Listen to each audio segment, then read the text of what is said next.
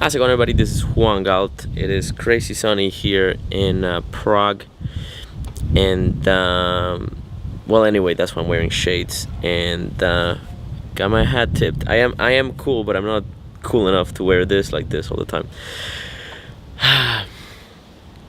This video is a conversation I had with three of my favorite people: Chris Goodpa, Anthony something, Jason Anthony, and Arielle, a friend of mine from Toronto. And here we kind of had a debate about the nature of the state, the nature of taxes, the morality of taxes in the state, and what's going on. And you might wonder, well, what are a bunch of anarchists debating about? Like, what is there to debate if you're all anarchists already? And the whole reason why this conversation actually happened, because that's a good point, is that I actually feel like I no longer really fit the anarchist category, or absence of category, or anti-category, however you think that works. And that's been a kind of a big deal for me if you're following my very, very interesting political transition in history, which is, why wouldn't you? Look at this face. Then anyway, you might have heard me say some odd things here and there about the way that I'm thinking about society and the world these days. And so this is the best way that I could communicate that to people, was through sort of debating an anarchist on this. And it happened organically because Anthony is a very smart guy, very well sort of informed, and we were already having this debate for probably a few weeks, and so it makes sense to sort of try to formalize the debate and have it publicly. And I feel very proud of this conversation. I believe it was very, very useful, and we really got through some great depth. So if you are if your anarchist faith is wavering, or if your conviction is stronger than ever and you can't believe that I'm turning against you, this is a podcast to listen to, a show to watch. Let us know what you think. Thank you for the other guys, for Anthony, Chris, and Arielle for participating. Obviously, they were as much of a part of this as I was, and brought in fantastic insights, and I don't think it would have happened as well as it did otherwise. So thank you for watching, and let us know what you think. Definitely give us some feedback. If you like this kind of content, let us know. Support us. Give us some feedback, some positive feedback. Share it with the world. Anyway, I'll shut up. Check it out. So I guess I'll start out with the concept of rights and how they're inherent to our being, and how it's the fundamental precept upon which we organize as a society. And I think, Chris, it sounds like you want to take the alternate position, or the against position. So you'll be trying to take down the statement, or try to demonstrate the fallacies that might be inherent in the statement. Right. So I'll try and make the statement as clearly as I can from the beginning, and that is, rights are fundamental to our being. And it is the primary way in which we organize society that is able to protect liberty. Rights can be defended, rights can be violated, but it doesn't contravene their existence. Even if you're wrongfully imprisoned, even if all of your property is stolen and you're murdered, you still had rights, but they were violated. They still always exist, and they're fundamental to our existence. Now, I'll just give a few minutes on trying to back that statement up in a various contexts. So the first thing is, without this concept that we have rights, without the understanding that everyone has the right to defend themselves, without the recognition that other people have rights, then we basically end up in a situation where there is only murder, mayhem, and criminal mischief, and that's the rule. The fundamental precept by which any society organizes, even tribes of animals, right? On a tribal level, on a society level, that's one of the fundamental things that we recognize, is that I have rights. I have the right to defend my life and to defend my liberty. And I recognize everyone else has those same rights that I do. And we're going to band together as a group, as a collective, in order to defend those rights, because there are predators out there that will try and take away, and not take away, but will try and violate those rights.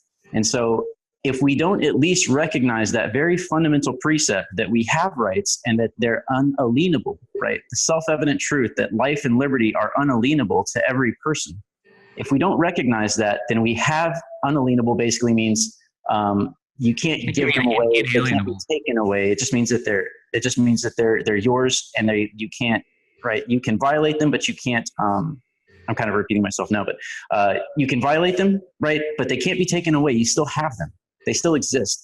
So this is the fundamental precept upon which we all organize. And if we fail to recognize that as a collective, as a society, then we actually have no definition of the thing that we want to defend. It just becomes a free-for-all where everyone is trying to get as much wealth, as much power as they possibly can, and is 100% completely self-interested, which ultimately, for the vast majority of people, will result in a reduction of their liberty, not an increasing of it.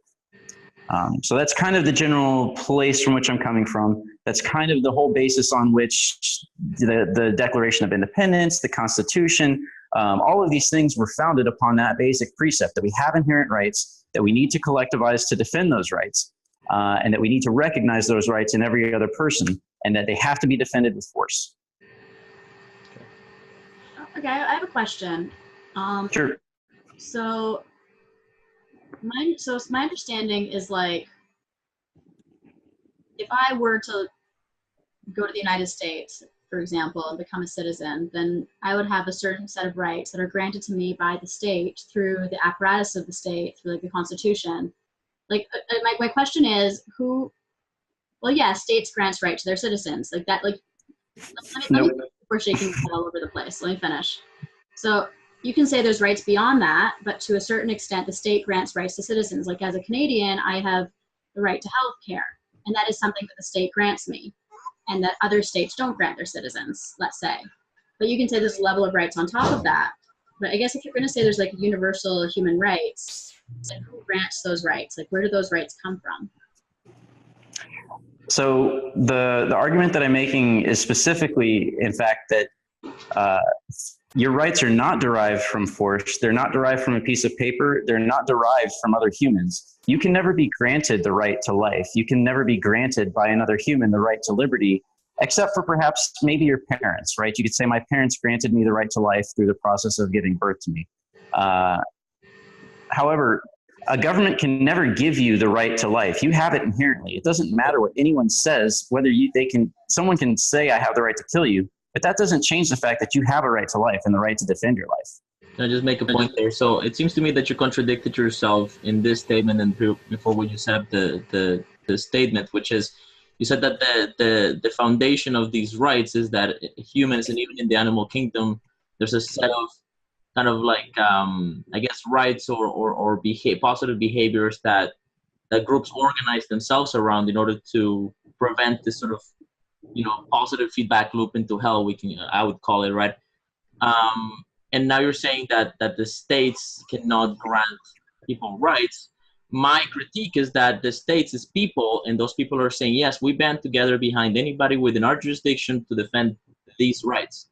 And see, that's where, and that's you actually didn't repeat my argument as I stated it, or my position. I wouldn't agree that you stated my position as the way that I made it.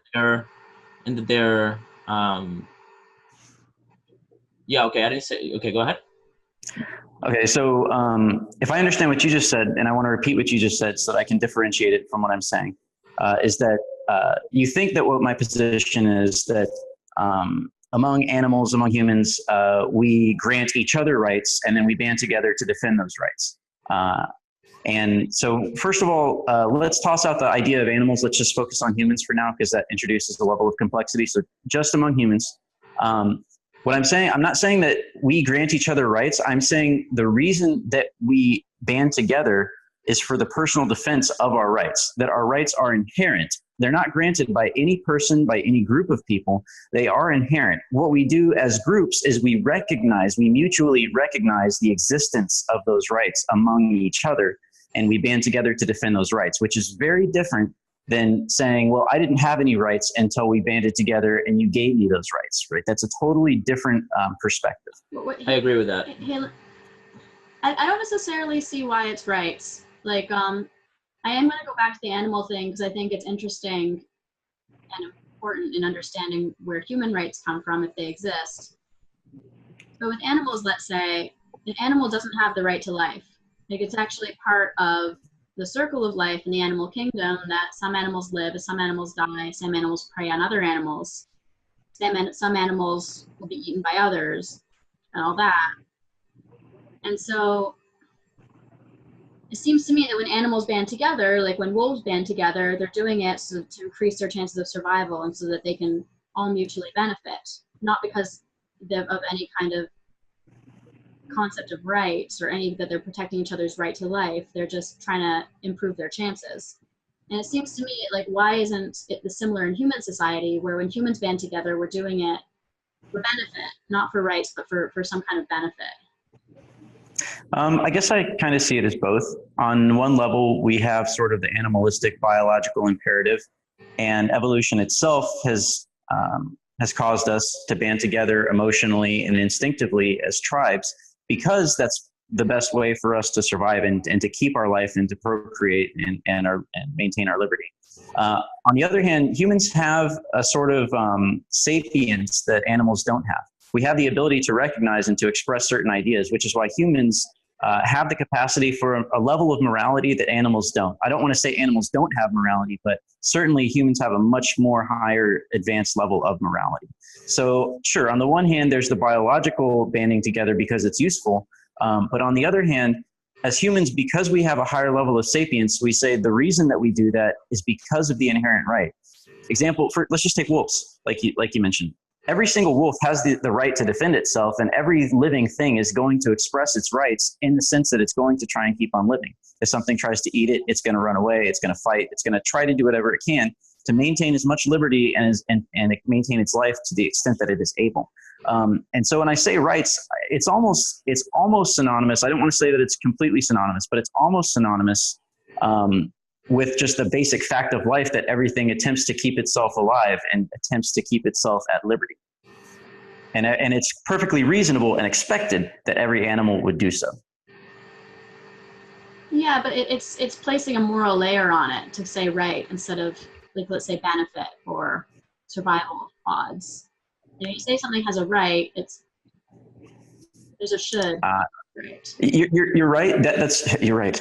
No, that's correct. And that's why humans add this other secondary layer that animals don't have, because at heart in the animal kingdom, it's just might makes right. And every animal is acting, especially predators, are acting in any way that they can to maximize their power and their access to resources.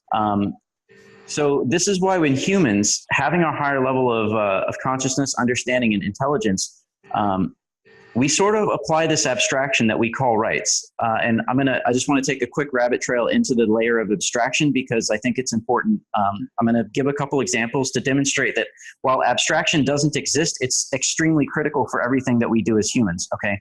So I'm taking a rabbit trail, but I'll come back. So I want to take a mathematical concept, any mathematical concept, zero. You can't show me zero in the universe, right? You can't show me, you can't even show me 1 or 2. You can't show me actual numbers. All you can do is show me things. And taking it a step further to make it really concrete, and I think Chris will get this more than anyone else, the square root of -1 is a concept in mathematics. It's called an imaginary number because it actually doesn't exist. It's a made-up concept. It's a complete abstraction. But without it, we really don't have the tools to solve particular real-world problems. Ironically enough, even though it's totally abstract, it helps us solve real-world problems and gives us the ability to predict things and to manipulate the world in ways that otherwise we couldn't. So coming back to the basic concept now is that we create this layer of abstraction that we call rights and morality.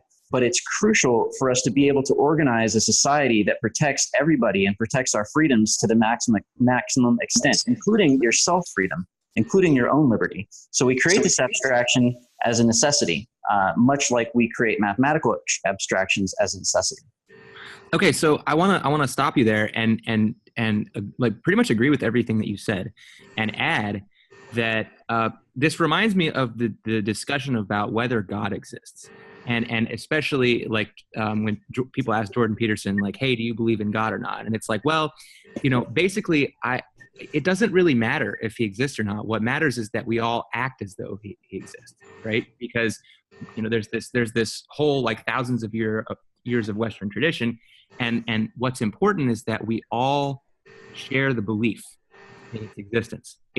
What's important, like the actual existence or non-existence of God or rights is not what's important. What's important is that we all believe that they exist, because that's what makes things run smoothly. But I would also say that I agree with sorry, we're gonna respond. I was gonna say, but what the reason why it's important, like Anthony, you were saying, we have to believe in and respect rights as though they are inalienable, regardless of whether they actually exist.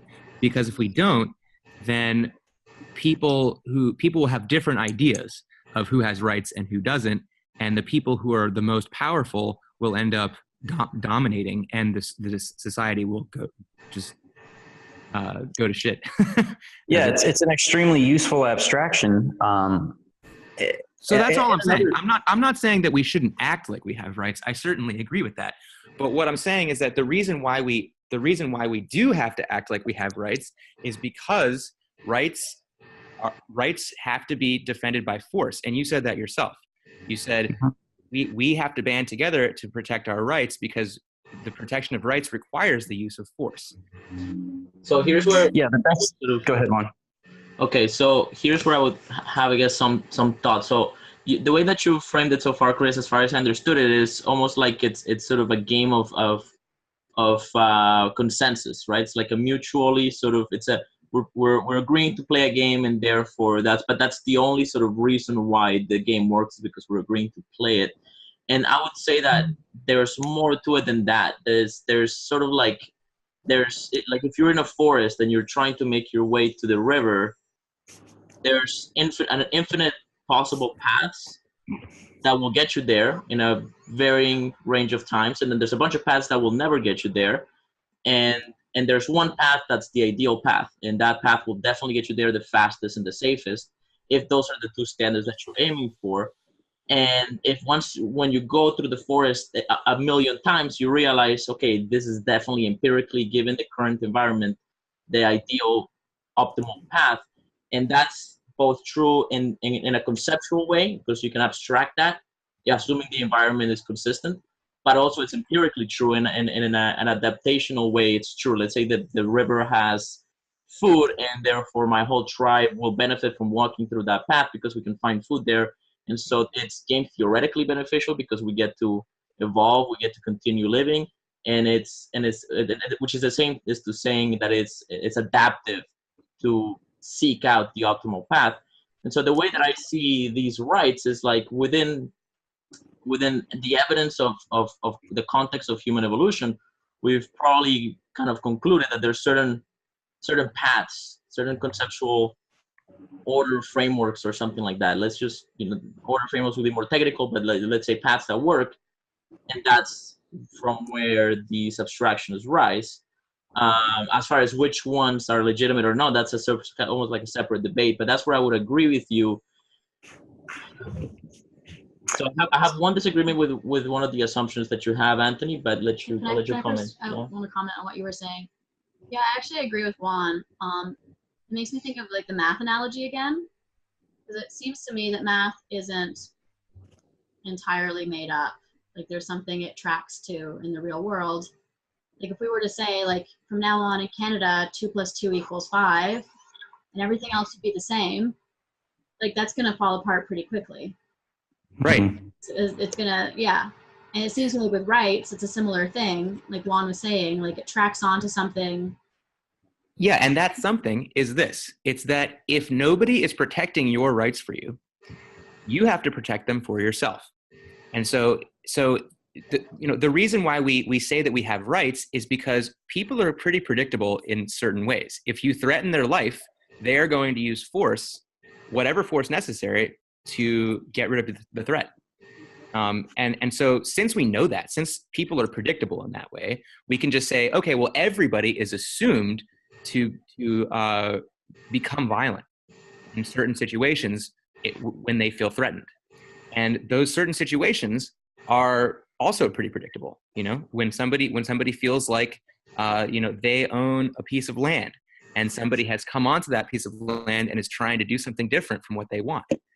That's why the government exists, and that's why the system of property rights exists. It's because people need people become violent when they aren't able to own things, and they aren't able to increase the certainty and freedom of in their lives over time. So I'd like to talk a little bit about basically our in-group decision-making and our structures and our paradigms.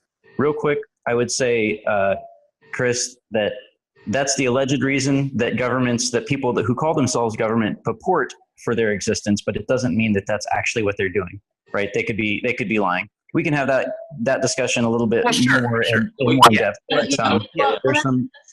that's a different question. Yeah, exactly. While we're still on the rights topic, I did want to say, I guess with what Chris was talking about before, it kind of makes me think like my main criticism, or not criticism, but query, I guess, to the rights paradigm is I'm not totally convinced it's the best paradigm it's the best way to abstract morality. Like if we say there's like human nature, and human nature implies a certain morality, and there's like certain paths to the river, like rights is one path, and maybe it's a few paths, so depending on how we conceptualize rights, but there's a lot of other ways too. And we can talk about issues, or we can talk about values. And one thing that what Chris was saying made me think of was like, the people will always defend their own life no matter what. But I can think of situations where people will give up the defense of their right, and certainly give up the defense of their freedom. Like maybe if they've committed a terrible crime, and they, like in Crime and Punishment, the climax of that book, spoiler alert, is okay, well basically there's a character, without spoiling too much, there's a character in that book who willingly agrees to imprisonment to atone for a terrible crime that he committed.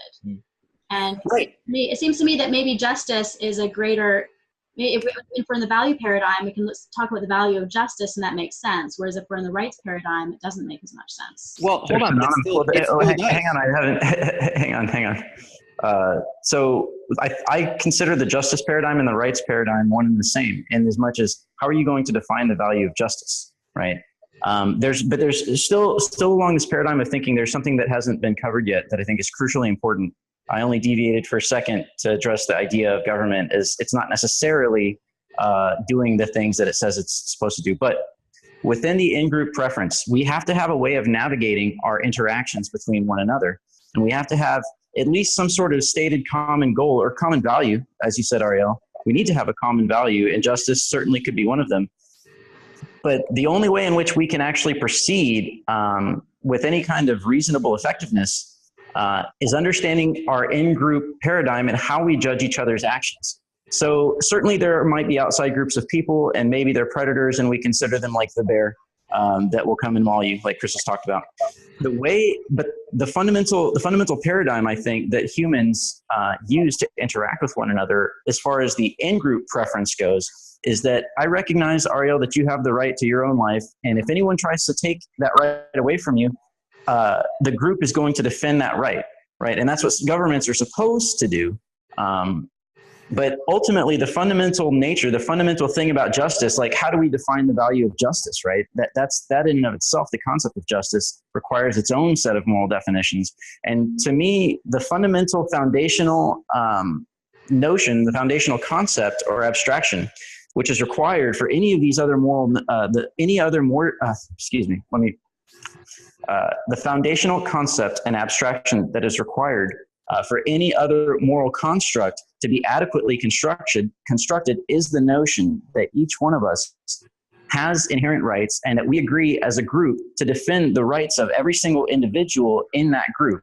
And it's really simple. Again, the right to life, the right to liberty are those fundamental values. So justice would be served by preventing other people from violating any one of your rights. And as a group, we will together stop anyone in the group or outside of the group from violating the rights of other people, right? We have to agree on that one thing. Otherwise, there is no in-group. That is how we define the in-group. Without that definition, what other way could we define it? I just want to say something that will probably help simplify the conversation. So one thing is trying to discussing whether or not there is this sort of like a path, an optimal path to a river, given certain standards of what optimal is, right?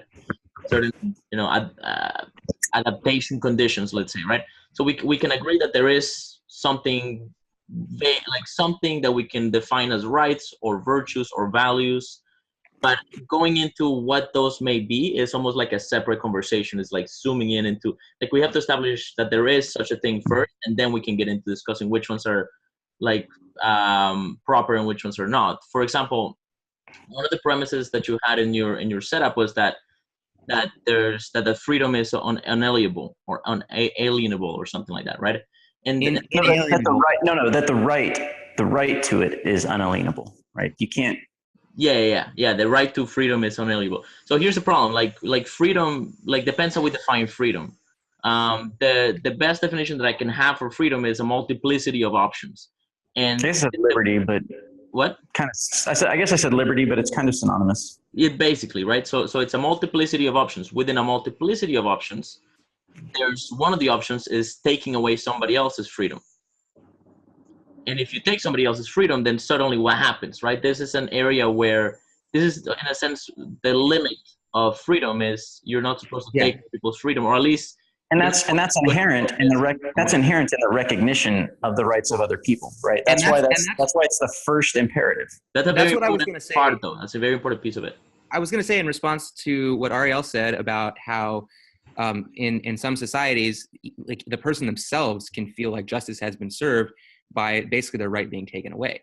And the situation that causes that is when the person abdicates their responsibility. So all rights in a free society carry a responsibility, as Juan was alluding to. In order to have a right to life in a society, and the United States does have the death penalty, like, you can lose your right to life. You have to do something really bad, but basically you have a responsibility to not be a malicious rapist or murderer or something like that. If you abdicate that responsibility and do those bad things, then you have given up that right. And you can give your right, and the same, it works the same for all the other rights as well. And I think, Chris, what you said there, I totally agree. And I think it can also be expressed in the term of in-group. So let me paint a simple scenario. Let's just take us four. We'll start with just the four of us. Either we all agree to the recognition of the inherent right to life and liberty of each other person. I recognize my own, and the three of you, I recognize that each of you have it. In which case, if we all do that, we have formed an in-group merely by that one thing. We are now part of the same group that at least in word asserts to uphold that.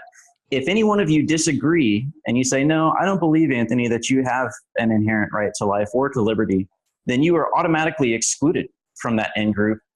And I have to presume that you're going to be acting in a way that might be negative towards me.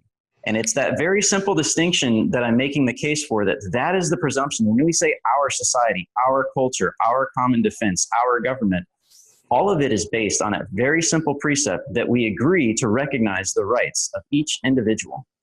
This is great. So but what I'm saying is there are also responsibilities which are assumed, which are kind of implicit in all of the rights. And I think that all of the rights can be lost if the responsibilities are...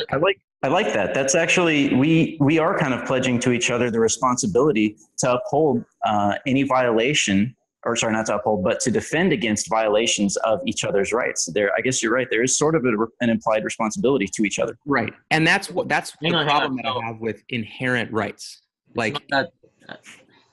So yes, I sort of agree that there is, you can perhaps add a responsibility in there, but it's not obvious to me that it's inherent. So if I say, okay, yes, I agree that anybody anybody that's respectful of the inherent right to life is therefore in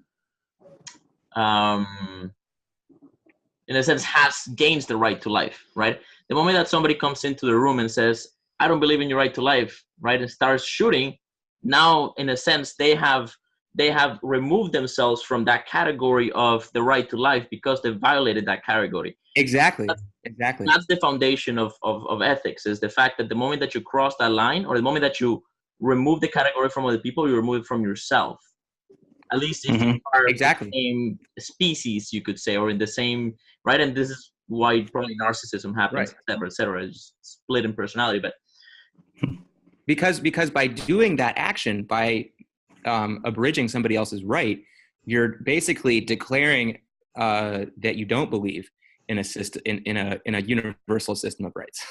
And so everybody else can be like, oh, well, I guess this universal system of rights doesn't apply to you because you don't believe in it. I think you make a good point, Juan, that you said, yeah, maybe we could say that there's an implied responsibility, but it's sort of secondary. It's like a second layer. The first one is like, okay, I promise not to violate your rights. The second one is, okay, I promise to defend your rights. And when we see someone who's excluded themselves from our in-group, then in many ways, it behooves you to do something to stop that. Because if you don't do something about it, then you could be next, right? You're allowing one of your in-group to fall prey to a predator. And if we don't do something, then it's kind of like you have a responsibility, but it's sort of a second layer construction from our fundamental premise. But also you kind of have a self-interest to do something about it to the extent that you're able. Yeah, I think you could say it in this way. You have a set of rights as long as you are willing to defend those rights for the in-group as well as for yourself. I don't know that willing to defend those rights is part of the deal, because to some degree, like, there's a lot of variables there, right? Like, what if you're incompetent and you're risking too much, right? Like, to put a positive obligation on people to defend others' rights it's different than putting a limitation on them to aggress against those rights. I think that I wouldn't mix those two, but I would sort of recognize, let's say, the courage of an individual to put their own life at stake in order to defend other people's lives, right? Like, that's a brave thing, and that also brings kind of like an extension of this idea, which is, what about people that, let's say, security guards, to keep it neutral, right? Like a bodyguard. Right, a bodyguard is voluntarily, by contract, agreeing to risk their life for another. That's fine. Like, you wouldn't go and like put that person in a cage to protect them against their own risk taking, right? So in a sense, they have sovereign right over what to do with their lives in contractual sort of agreements or whatever. And well, that opens another kind of can of worms to some degree, but that's probably in principle fine, right? I think it's actually a great segue into one of the things, into what the propositions that you guys had. And so we it seems like we fundamentally agree on our sort of in-group, the recognition of each other's rights. And this is a great segue into, okay, what is the most effective way to defend that? What do we do when we see the perceived threat? Either one, what do we do when we see someone else's rights of our in-group being violated? And two, how do we best defend against any potential threats that could happen in the future? And I think I really think that's kind of where you guys were jumping in on the conversation previously about how you think the best way to do that is. So I'll give the floor to you guys to the next topic. So I just want to respond to what Juan said about the bodyguard contractually giving up basically contractually subordinating their own right to life to the right to life that somebody else has. And I think you can do that, but I think as you were maybe implying, Juan, the best way to defend somebody else's rights if you see them being violated is to only step in and intermediate and do something about it if it doesn't abridge your right. So each individual is responsible for defending their own rights first, I would say, and then the rights of everybody else in the in-group. Yeah, so because I think that's only fair. In a way, it's kind of synonymous. In a way, it's kind of really both. defend your rights as well as you can. I think that the defense question, how to defend somebody else's rights, is a pragmatic question that has a lot of variables and conditional sort of elements, right? So, for example, somebody's going to kill themselves because they have ill information and they've decided it. Do you have the right to go and try to convince them otherwise, right? Do you have the right to stop them and put them in a box and feed them some drugs so that they chill out and possibly save their lives, right? I don't know. But that's certainly, like, there are certain scenarios, right, where maybe it makes, right, like the classical, like woman's walking on, like blind lady walking down the street, do you have a right to grab her and remove her from the car that's incoming, right? So like there's questions like that, and like the tactical like morality of defense that is, you know, there's chaos and it's hard to kind of like, we don't I don't know that it's a good use of our time right now to specifically try to define, unless we're going to actually have that conversation. But yeah, Those are really great questions. I think we should collect on collective. I think we should touch on collective defense, because I think it's really important. Sure, yeah. I think those are really great questions, Juan. I was actually, after we got done talking yesterday or 2 days ago, I was like, okay, do I have the right to, if you're in the middle of the road, you don't see a bus coming, I see it, I run out, basically tackle you to the ground, but save your life in the process. Like, how can we, did I violate your rights or did I protect them, right? And then how many shades of gray is that from saying, hey, you need to pay me money because I'm defending your rights against someone else, against an outside threat, so I have the right to force you to do something because it's for your own good. And is it legitimate to do that for someone committing suicide or that intends to commit suicide? We have to start adding layers of complexity and layers of abstraction on top of that to really start answering the practical implementation of it. I think another key fundamental aspect. So we talked about the reason that humans do this is because we have a level of sapience and intellectual capacity that animals don't have. Right? We are united with animals in a certain sense, in the kind of game theoretical evolutionary adaptations, but we also add on top of that a layer of abstraction of our intellect. So I think it's fundamental to recognize that someone needs to be able to express, for someone to like be fully part of our in-group and to be able to consider them fully responsible, or I'm sorry, excuse me, not responsible, but fully part of our in-group, they have to be able to have the intellectual capacity to express the understanding of what they're doing and like why this is crucial. For example, if you don't have the fundamental understanding that there's a bus bearing down on you because you're unaware, right? And I know you're part of my in-group and I know that you value life, then you might be able to justify that by saying, I'm protecting your life and I'm doing it in a way that there's clearly it's something that you want is your life to be protected. I know that's my operating principle because you've expressed that. And two, I can clearly demonstrate that that's in fact what I have done. There's no ambiguity there. So I would agree with you and say that it would be unjust to tackle somebody who's about to be run over by a bus and then charge them for it, because my point is that it's your responsibility to tackle that. If you can do that and not die, that it's your responsibility to do so. So what I'm saying is that you shouldn't need to charge somebody for simply carrying out your responsibility. It's on you. It's not on them to pay for it. It's on you to do it. Does that make sense? So it's a free service that you are obligated to provide. I would disagree with that. And I would say that's where taxes come in, and that's where taxes can potentially be okay, because taxes potentially go towards protecting the right that everybody else's right to life as well as your own right to life. Yeah, I think that's tricky. I'm not comfortable with that. I think that, first, without abstracting it to taxes, within the particular scenario of somebody walking on the street, who is to be a proper judge of your ability to pull that off, to like save the person? Right? It has to be you. You're also taking the risk upon yourself. And so if I judge that I'm not capable, or it's too risky, or I'm not confident in my ability, then it's pretty hard to argue otherwise, right? If you don't do that, then I don't think anybody's going to necessarily get on you about that. Like, oh man, you could have tackled that guy. Owe them their life. If your conscience is going to get on you. maybe it would, and that would be kind of my burden. But let's say that let's say that I'm incapable of doing it and they die, and it's like, well, fuck, I wouldn't have been able to save them. Now, let's say that I am capable of saving them and I don't, and they get hit by a truck and I don't have a conscience, right? Like, I'm a psycho. I didn't kill them. They just ran into a bus, right? Am I guilty, right? And I would say, here's where it gets complicated, right? Because we're not like, one thing is like, okay, if we say that I am guilty, how guilty am I, right? Am I death penalty guilty? Am I prison for 10 years guilty? 5 years, 2 years? Am I fine guilty?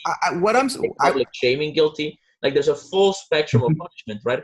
And I think that there's like, within the sort of like public shaming realm, right? The non-criminal, let's say, realm of punishment, which this is not legal speak. This is just simply like the realm where we can't take your freedom of punishment, basically. I think that's where culture lives. And in culture, you would say, wow, what a coward, right? Because people know that that person could have saved them, but you say, like, that's a coward, right? And that's where rights need to be supplemented by the concept of virtue, right? Because there's like you guys are right, like it's impossible to like legislate on that level of like, you should have saved the woman from the bus, so you're going to go to jail. Like, that's not at that point you can't get the law can't touch that. Such a question it is a question of judging your own competence and building yourself up to be a person that would save the woman. So I think one thing in this specific example, a way that we could resolve it is to say, okay, we can prove, maybe we have the cameras, the street cameras. We can say, hey, you could have saved that person and you chose not to. We can't punish you for not saving her, but I don't have to serve you food at my restaurant or sell you groceries anymore. Exactly. Right? If you're going to abdicate what is clearly, something you could have done for the good of society and you failed to do it, then I'm not obligated I particularly have no obligation to help you. I won't hurt you. I won't aggress against you, but neither am I going to help you. Right. So social ostracization is the original punishment for deviating from the in-group morality. So, I mean, I think unfortunately, we've kind of that's a really good way of sort of exacting justice in a way that's actually equitable. It seems like legislation and the law often attempts to assign punishments where they might not really be due.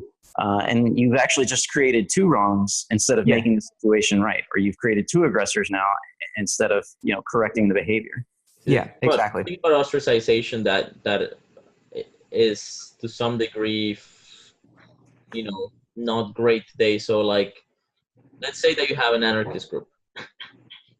This may or may not be hypothetically personal experiences. So you have an anarchist group, and one of the anarchists starts being an asshole and escalates asshole behavior against maybe other person that's also being an asshole, right? The two anarchist assholes, right? They're escalating conflict, right? At some point, threats are being made, shit's hitting the fan. The options of the group, who may be in the sort of general purview of danger here, become to get limited, right? And back in the day when we were hunter-gatherers, ostracism would be the equivalent of a death sentence unless that's a very competent hunter. But in today's society, the person can just move over here, get a few more loans or whatever, create like a, spark enough reputation to get some wealth, and then do a bunch of things. For example, plot revenge, or basically get away with their crimes, etc., and never sort of see justice, right? So let's say that they do something bad and run away, right? And so within within complex society, when we have hundreds, like millions of people, billions of people, the game also changes, which is why you end up with things like prisons. And I'm not saying that prisons are a great idea or the best way to do it. I'm not even sure that I think I've gotten to a place where I can justify capturing somebody and put him in the cage for a period of time. But obviously it's important to be very delicate with that. But it's a problem, right? Because like, you expel somebody from your neighborhood because they're being bad. You have no certainty that they know you already, right? You have no certainty that they're not just going to go build up their plot revenge and come back and hit you, right? And that's a real, that's a legitimate, I think, threat and question to ponder, right? And so, so what is the practical solution? I don't know, but the threat is to some degree, I think, real.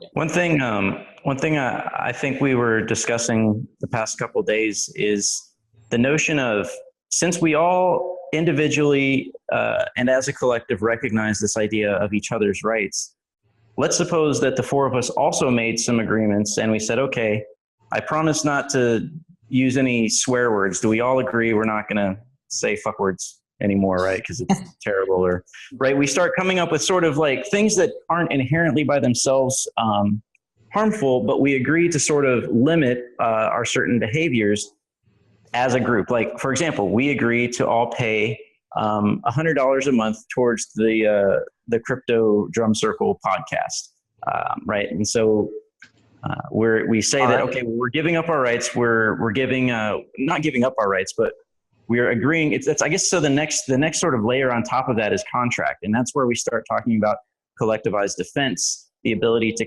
collect money or to collect resources from one another for the application of our common defense, group decision making, right? I still see everything is flowing from that fundamental recognition of each other's rights, which includes the right to make agreements among each other. Now, if the three of you wanted to make an agreement and I said, nah, I don't think I agree with the extra thing that y'all are trying to do, have fun doing it. I'm still part of your in-group as far as rights go, but I'm not part of the contract y'all are making among yourselves. This is kind of how I see taxation. If taxation was a voluntary thing where people just paid into it and said, yeah, okay, I agree to be part of this group. I agree to give up some of my liberties in exchange for the services that I'm going to be offered. That would be one thing. But right now I see the way that governments are implemented as forcibly bringing everyone into their realm, and no one has the real option to leave. They force you to pay. They force you to pay for services that you might not even want. And so this is kind of, I think, where the classic libertarian versus statist or anarchy versus statist debate comes up, is we all recognize the right to contract, but I want to also allow people the freedom to develop separate contracts for common defense or anything, what have you. Let me ask you a question. So let's say that in the statist environment where there's taxes and stuff, what if the police were like, okay, well, whoever's not paying taxes doesn't get access to the legal system or protection from the state, or doesn't get protection from the group? Maybe you still have unalienable rights. I mean, if there are unalienable rights to X, Y, and Z, then we can't take them away, but we remove our kind of commitment to defend you. I think that's great. Okay. I love that idea. So yeah, I think that's possible. I think governments are kind of slow and can't handle, like, they don't really have the throughput to figure out like who gets the protection and who doesn't. Yeah, the practical implementation of that is like, I think that's where But the bigger problem, the bigger problem is that the free rider problem, which is that anybody who's within that national border, who isn't paying taxes, is getting a massive benefit just by being able to live on that land. Yeah. Because the military is still protecting the land that they're on, but they aren't contributing to it in any way. So that seems unfair to me. Yeah, I think that assumes a lot of things that haven't been. That's like 5 different statements wrapped up into one. A lot of things that haven't actually been proven or demonstrated. So this is great because it ties into like the second statement that I had, which was that let me make the first statement, and then which we all agree on, and then we'll go to the second one, which is more controversial. So the statement that I made yesterday was, as long as there are people that are willing to steal, and by theft I mean, like, I'm using it in an archetypal sense of everything that's reasonably seen as bad. So murder, rape, actual property removal, or taking somebody's stuff, like, they're all forms of theft, right? You're taking away something from them in exchange for something in the media, right? And that can be just the pleasure of something that belongs to them, etc. Something that belongs to them. Yeah, belongs. A violation of their rights. Which is always a subjective judgment. Like, basically, I can just be like, this pillow belongs to me, and I have a certain definition of that, which is, if somebody else tries to use it, then I'm going to have a problem with that, and I might use force. Maybe you have a receipt of proof of purchase, and I mean that would be reasonably recognized as property. There's sort of esoteric questions about how do you properly acquire property rights over things outside of your body, and that's a question we can address aside. But but certainly, like, we agree on the basics: murder, rape, and let's say theft of the clear, like the things that are obviously an individual, right? That's all theft. That's kind of how I'm using the word. Yeah, So, so a violation of a right, basically a basic right. okay, so as long as there's people that are willing to violate other people's basic rights. See, I'm gonna go back to theft because it simplifies it. As long as there's people that are willing to steal, there's going to be a cost to protecting property. Mm-hmm. That's axiomatic, I think. That seems to me like, it's pretty hard to argue against. No, I totally agree with you. Yeah, we spend a lot of resources on defense for sure. Yeah. Car keys, house keys, guns. And so I guess kind of what I'm saying is that if you live in a region that is protecting itself through a centralized military, then if you want the right to life, if you want the state to protect your right to life, you have to contribute to the state. If you don't care about if you don't care about the state providing safety for you, then you can provide for your own safety. Okay, so Yeah, see, well, this is what the statement that the second statement that I ended up getting to refers to, because this is where I'm not sure I agree with you, Chris, and I mean I want to hear what you guys want to say. But so the second statement was, Generation A recognizes this problem of having to defend property because some people are willing to steal, and so they go and they build infrastructure designed to maintain to defend property rights, and that infrastructure is social. So it's organizations that defend property, and it's also investing in machinery and equipment and investing in design and stuff, and like opening up, for example, creating the systems that are like end up in the public domain that are used to further improve the defense of property in general. And so there's all these ways in which we can come up with to defend property, right? And so Generation A creates it, and Generation A dies, right? Generation B now gets to benefit from it and has a variety of choices, of which maybe there's four, okay, that I would sort of concede to. So choice A is they contribute to improving that system and adapting it to new environmental constraints or changes.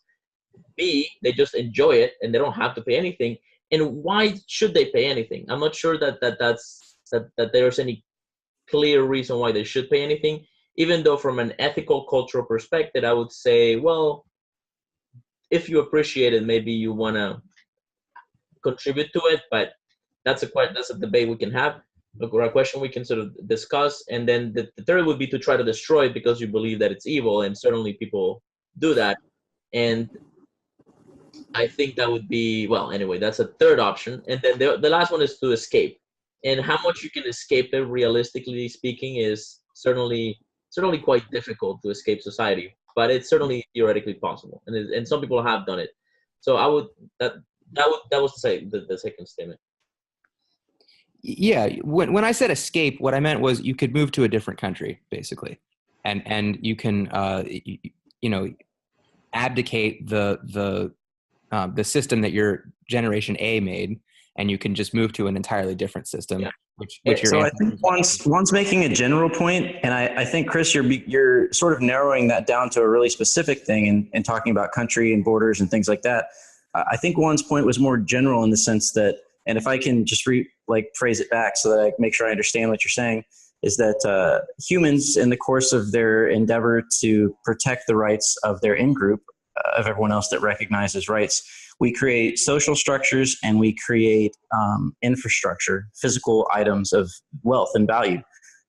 It could be roads, it could be guns. So there's sort of two things, right? One is the social structure and the other is the actual physical resources. And that new generations, as they come along, are faced with a choice of what to do with both the social structures and the physical resources.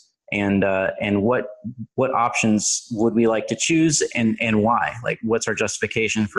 So just so that I just want to restate what you stated, Juan, to make sure that I understand it and that I'm not misrepresenting it in any way. Basically, it's the idea that in order to preserve and protect the rights that we all have as sort of our in-group, people institute social constructs and they build infrastructure that serves that purpose of protecting the rights of all the people that are part of our group.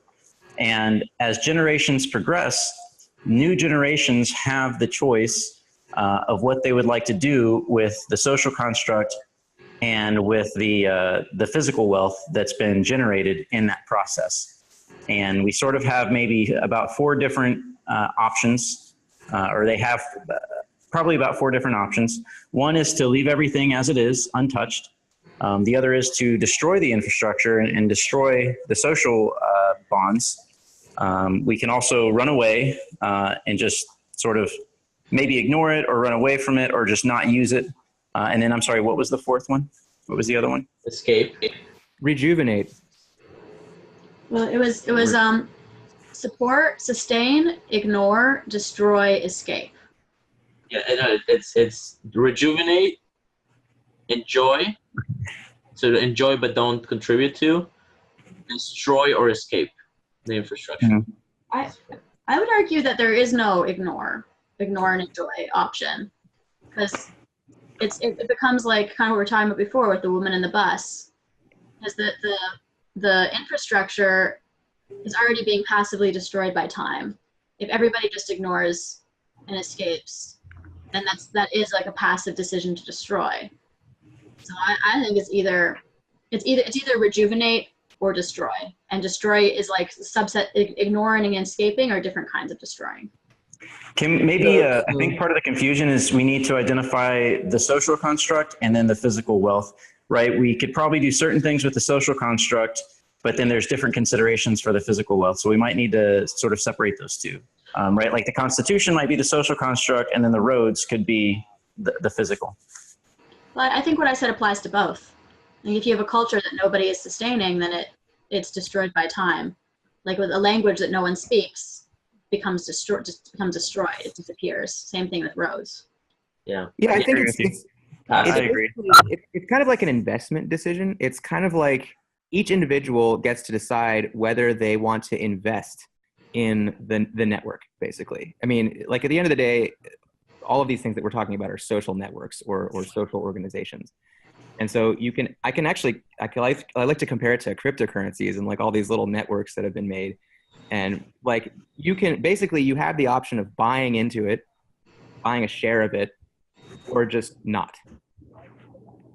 So it might like if you don't buy into it, other people might still buy into it, and it might just continue doing what it was doing, and it might continue surviving way after you're gone.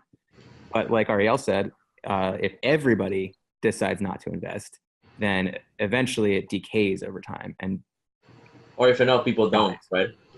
I mean, I agree. Like I think you can reduce it to 2 choices, but you can also expand it to a lot more. I mean, one thing is to actively and purposefully aim at destroying that infrastructure. Another one is to passively let it decay and not getting in the way of other people rejuvenating it. Another might be attacking people trying to rejuvenate it, right? So I think probably define it as A or B, but in within destruction there's shades of gray, right? So like I don't know that I can get myself to say that it's bad to simply enjoy the fruit that our parents, seeded for us, right? Well, it's parasitic. But it is. It's parasitic. Is it though? Yeah, it is. If you're living in the society, you're using the roads, you're enjoying the nice city, and you're eating well, you're not contributing anything to the society, then that's being a parasite. And if there's too many parasites in the back of an animal, then the animal dies. Yeah. So I think you can compare it to cryptocurrencies again, where basically, so Arielle, you had 2 things, which are basically investment and non-investment, or creation and destruction, I guess. And Juan, you had 4, because I think you're taking Arielle's things and you have an active and a passive version of each one. So you have an active and a passive version of each one. So if you buy a cryptocurrency and just don't use it at all, then that's kind of like that's passive investing. You're basically you've bought it, and you'd like for things to go well, but you're kind of maybe spending your time doing other things. And then there's active investing, which is you've invested in the asset, whatever it is, and then you're also working to make it more valuable. You're actively trying to make it more valuable. And then the third one is you're not investing, and you're being sort of passive about it. So you decide not to buy the asset, but you're not going to attack it or try to make it less valuable over time. And then of course the last one is active non-investment, or probably shorting might be a good a good analogy for, like, financial analogy for that, which is basically you actively don't like the structure and you're actively trying to make it go away. I mean, I think a difference between the cryptocurrency example and what we have in our society is if I'm living in a particular country or in a particular civilization, then I'm already by default passively enjoying all kinds of benefits. So it's Exactly. It's one thing if I'm not contributing to, if I'm not involved in cryptocurrency, I don't believe in it, I don't like it, and I'm just letting it do its own thing, then, or I'm just ignoring it and unaware of it, then that's one thing, and there's still an element there of like contributing towards its destruction passively, but it's different than if I'm in the society. That the difference between parasitism and just separate, just being separate from something. Could we maybe draw a comparison like we did with the woman in the bus, where you're looking on, you're saying, I could save the woman, but fuck it. I'm not going to bother. You could kind of maybe make the same comparison here and say, as people that live in the society enjoying the fruits of our parents and grandparents who came before us and built everything, if I just sit here and look at this and use it, but I don't do anything to maintain it, I don't do anything to help contribute to it, there's an element of shame there. In completely not being productive, at least at a bare minimum, to the maintenance of that which was produced for my benefit, and particularly if I'm actually using it. Right? Maybe if I'm not using something, it's not shameful to not contribute to it. But if I'm actively using something and I'm not contributing to it, there's probably an element of shame there. And maybe in the same way that we thought about how can we correct that problem, the person that failed to save the old lady, we might be able to apply a similar logic to this situation. I think to complete the analogy, I think it's a difference between the woman being a stranger and the woman being your mom. Yeah. Maybe. And I think that. What if you hate your mom? Or if your mom was a total bitch? It's still a crime to kill her. Is it? Yeah, not killing her and letting her die. It's different. Yeah, maybe she's a passive consumer. Very mafia. She still brought you into life. Hey. It's still wrong. Hey, I didn't choose to be born. Right? All right, Rick Sanchez. So Anthony, you were saying that failing to fulfill your obligations or whatever is going to produce a certain amount of shame, and I think that the shame that's produced in that situation is proportional to the amount of investment that you've made into that system of morality.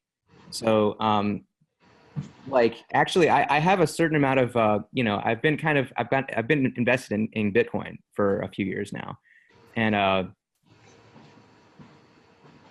I feel a certain amount of shame for not contributing very much to it, because I'm benefiting from it, and the price is going up over time, but I'm I have this sort of like conscience thing where I'm just man, I should really be contributing more, because all these other people are doing all these cool things and causing, spreading the word and improving the technology and, making things more valuable for me. And I should be doing more to, to further its success. I agree, dude. Those people that are producing the value should come point guns at you and take some of your Bitcoin because of all the services they provided you and all the value they provided you. Oh, snap. That's not really what I'm saying. I'm saying that I'm obviously being sarcastic. Yeah. And I'm not saying anything that any of y'all have made that argument, right? I'm just throwing that out there because it could be a useful analogy in the future.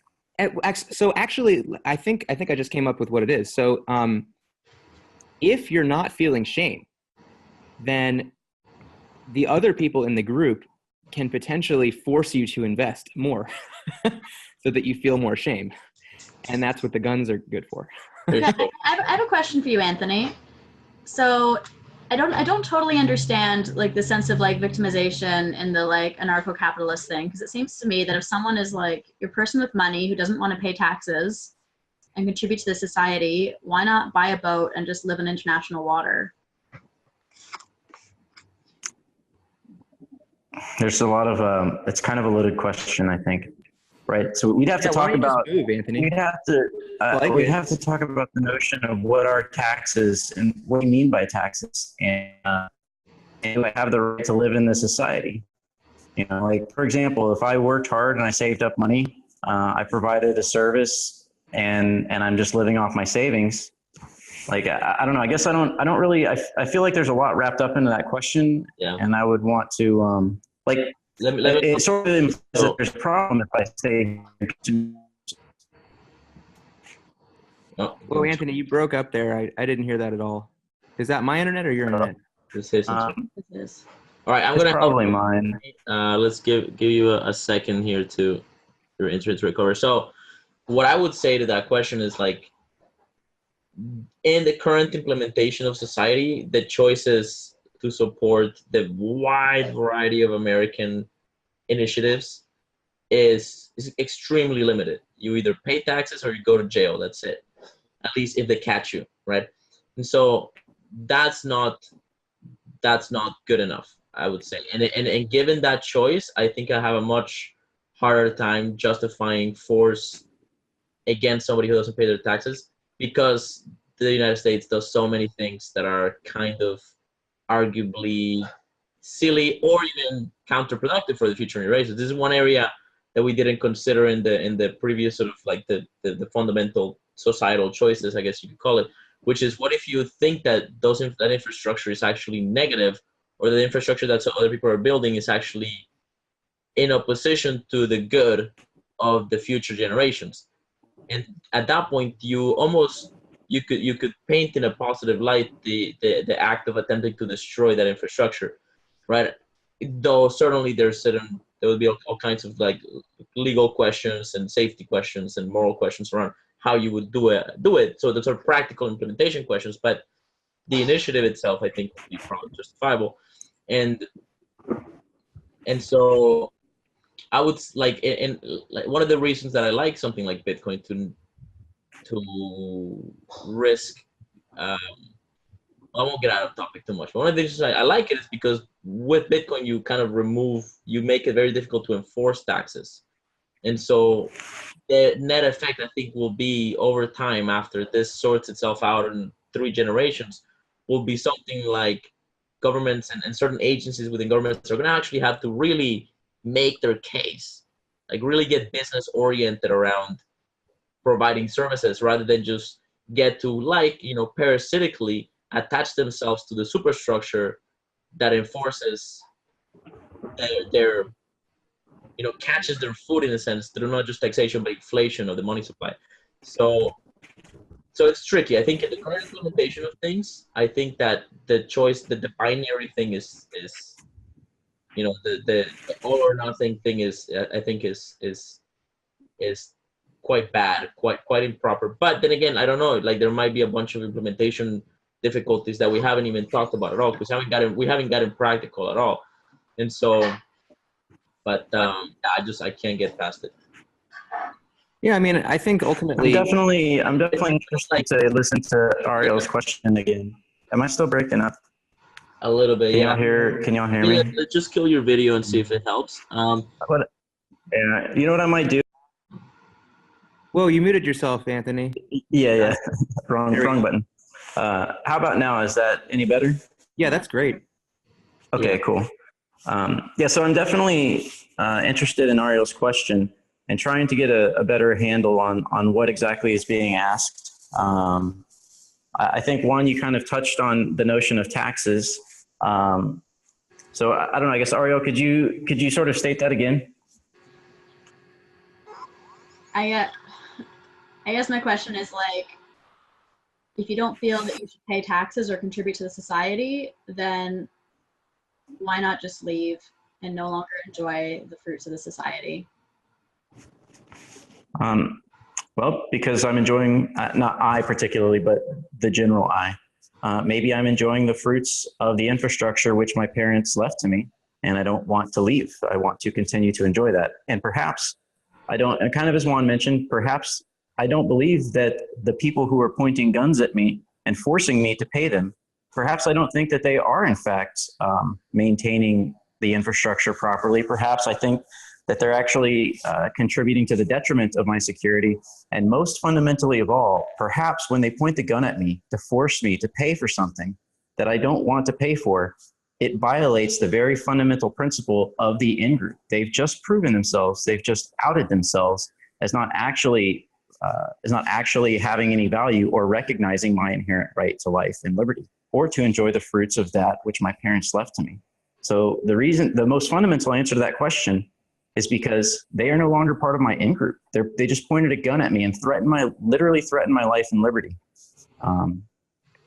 Yeah. Well, I think maybe since you said maybe the government isn't doing as good of a job as they were preserving the fruits that were left to you. Or maybe they're in fact acting contrary to it. Maybe I think they are in fact destroying it.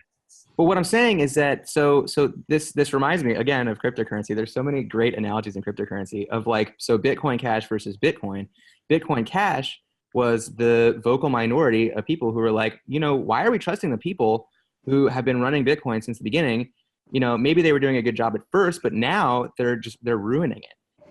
And so there was a big struggle which ended in eventual secession, basically, of all of those people into Bitcoin Cash. And so with being an anarchist and, entertaining the idea of going out on a boat in the ocean and just completely removing yourself from society, I think that's a similar choice. It's kind of like, well, I'm already so invested. So I think the answer, Jason, is that Anthony, sorry, Anthony, is that you're invested in this in-group.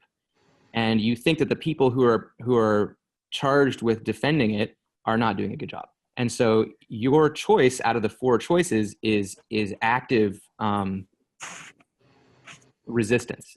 You're being active and you're trying to change it. You're trying to you want to rejuvenate it, as Juan would put it. Here, I'm gonna make an argument here. Rather than just split off and form your own in-group. I'm gonna make the argument here. So you're saying we talked before, one of the premises of this in-group is that everyone has the right to life. Part of the logic of taxes is that it protects the right to life of everybody. You can make the argument that when you're saying, I'm going to live here but not pay my taxes anymore, you're violating the social contract. You're violating the rights of others. And at that point, your rights are forfeit. How is not doing something violating a right of another person unless I have a contract that you can prove with them? The fundamental principle of the in-group is the mutual recognition of the inherent rights of every other person, including myself, right? But if you're saying that you feel you should be allowed to live here, in that we're in different countries, but you should be allowed to live in your country, not pay taxes, not contribute to the social contract in any way, that if everybody does that, then you no longer you lose the right to life. You can't have. Yeah. No, you're okay. I think what I understand. Security system protecting the right to life of everybody if you don't have people paying into the system. Okay, voluntarily. Because if you start forcing people to pay into your version of defense, then you've completely contravened my right to life and liberty and my own self-defense. You've taken that away from me. I think no. This is a different right. Now you're talking about the right to not have to. Okay, well, look, what about this situation? You say everybody has the right to life. That's a fundamental premise. But if you have two people, one of them is a 6 foot tall, muscle built guy, and the other one is a 6-year-old child. Okay? You say they both have an equal right to life. They don't have an equal ability to defend their own life. the way to equalize that is you have tax, everybody pays in a little bit to taxes, so there's a police force that can defend both lives of both the big guy and the little child equally. So we're talking Can about. you please define taxes? What do you mean by taxes? Taxes is if you want to live here and enjoy the fruits of the system, you have to pay into the system. But I there's have to pay. What does that mean? responsibility that goes along What with do you mean I have? rights. Arielle, you're confusing two very important issues. One is the negative version of this, which is you don't have the right to violate my life or my liberty, right? That's a thing that we all agree. You don't have the right to do certain things to me, and I don't have a right to do certain things to you as a result of the recognition of our inherent right. That's very different than saying I have the right to force you to do something. I have the right to force you to stand on this piece of ground. I have the right to force you to do this labor, or the right to force you to give me X amount, right? Those are two totally different things, and you're confusing the two. No, you don't have the right to do anything, though. There are certain responsibilities you have as well. You don't have the right to steal or to rape or to kill. And arguably, if you're choosing to live in a certain place and you're not contributing at all, you're stealing. You're stealing from the past and you're stealing from other people that make the infrastructure and security and prosperity of that place possible. I definitely have a problem That's with wrong. And I think that the whole thing comes down to the word contract, right? And I think this is one of the great lies, or at least unjustified means of our societies, which is the idea that there's a social contract. In every sense of legality, in every space of legality, we think of a contract as something that you sign. Right. The social contract Like, is not a regular contract. It's something you consent to. You overtly consent to. And I've heard the argument before. Right. So okay. But I think the point I'm making is beside the point, because whether or not you believe in the construct of the social contract, there's clear benefits that come. Okay, like there's clear benefits. If I'm living here in Toronto, it's a giant city. It's got all kinds of benefits, security, opportunities that come from being a part of the city, this province, and this nation state, and this civilization. And if I'm going to sit here and enjoy that instead of going out and living in the wilderness somewhere or on the middle of the ocean, if I'm going to be enjoying the benefits, then that comes with certain responsibilities and obligations. And part of that in this society, part of the deal is if I'm pay back into the system in some way. Yeah, Arielle, are you saying that I don't have the right? Are you saying that I do not have the right to be on this piece of dirt unless I give you things that you demand? Well, I'm not talking about me specifically, but yeah, if you're going to live in the United States, then either you're a parasite or you're including yourself on that in group. You're including yourself on that in group. You're saying I get it. Hang on, Chris. Let me respond. Am I breaking up? Can y'all hear me? Yeah, we can hear you. So let's pause for a second and lower the emotion of this and recognize that this is the most difficult part of this whole conversation. Okay? And the whole point of this conversation is this point in the conversation. And so I think we need to be clear with our language. Have to is not accurate. Forced to, or in moral obligation to, or in contractual obligation to is proper, right? And you know what? I'd ask. Can we go back to our original format? Yeah. Arielle, can I ask you to make? I'd like to go back to our original format. Arielle, can I ask you to make a positive claim, an actual positive claim that you're trying to support and defend? Either that, or take my original proposition and challenge it. Right. But right now, I feel like there's a lot of extra things that just got introduced, and there's a lot to unfold there. So can you make a positive claim about your belief about something? Okay. When you're living in a place, when you're living in a civilization or a country, you benefit from that civilization's history and from the current effort that goes into maintaining and sustaining that system.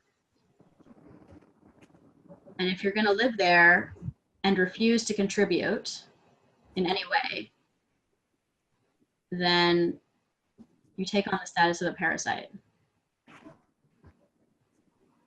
Okay.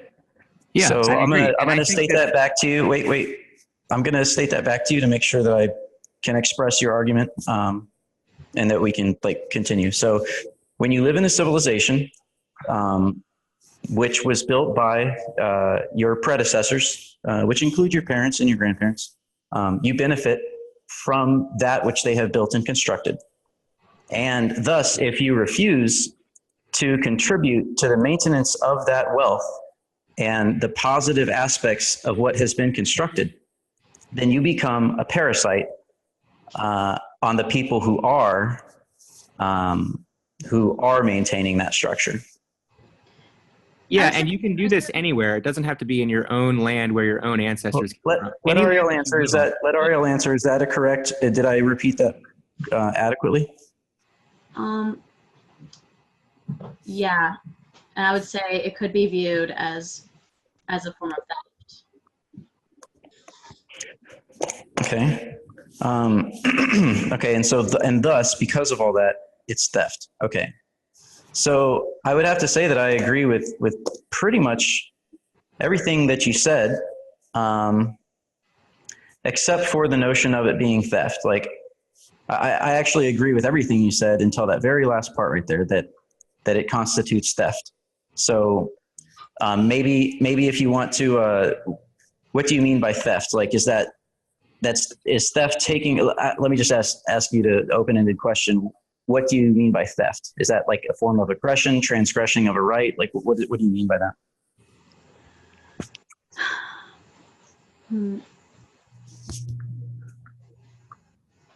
Yeah, I guess it becomes tricky with the word theft. Yes, theft is taking that which belongs to someone else, which I guess gets back to the argument that if you're acting as a parasite in a place, then it's perfectly within the rights of the community to define rights and obligations in such a way that you're abridging those rights, that you're abridging your responsibilities and forfeit your rights. Okay. So can I add Still something? not quite. I have a couple of Sure, go ahead. Go ahead. So by living on a plot of land, you are abridging somebody else's freedom. You're It's not What's just that? plot of land, man. It's like, I think you can make a case for either someone who's born in a place or immigrant. It doesn't matter. But let's say someone's born in a place. right. I'm saying you have to occupy space just by being alive and occupying space. You There's are things, you though. are lightly abridging somebody else's freedom. Far out, man. I totally get the philosophic point, and that's actually philosophers have spoken of that. Particularly, I think there was some saint in the 1100s that basically made that recognition. But for the purposes of this conversation, I'm not sure if that's. I mean, it's cool. I'm glad you said it, but I think that's more of an interesting, cool concept. But I'm not sure if it helps resolve the current question. Okay. It's not just living on a plot of land. For one thing, if I wanted to go live out in the wilderness in Canada and not pay taxes, like that is something that can be done.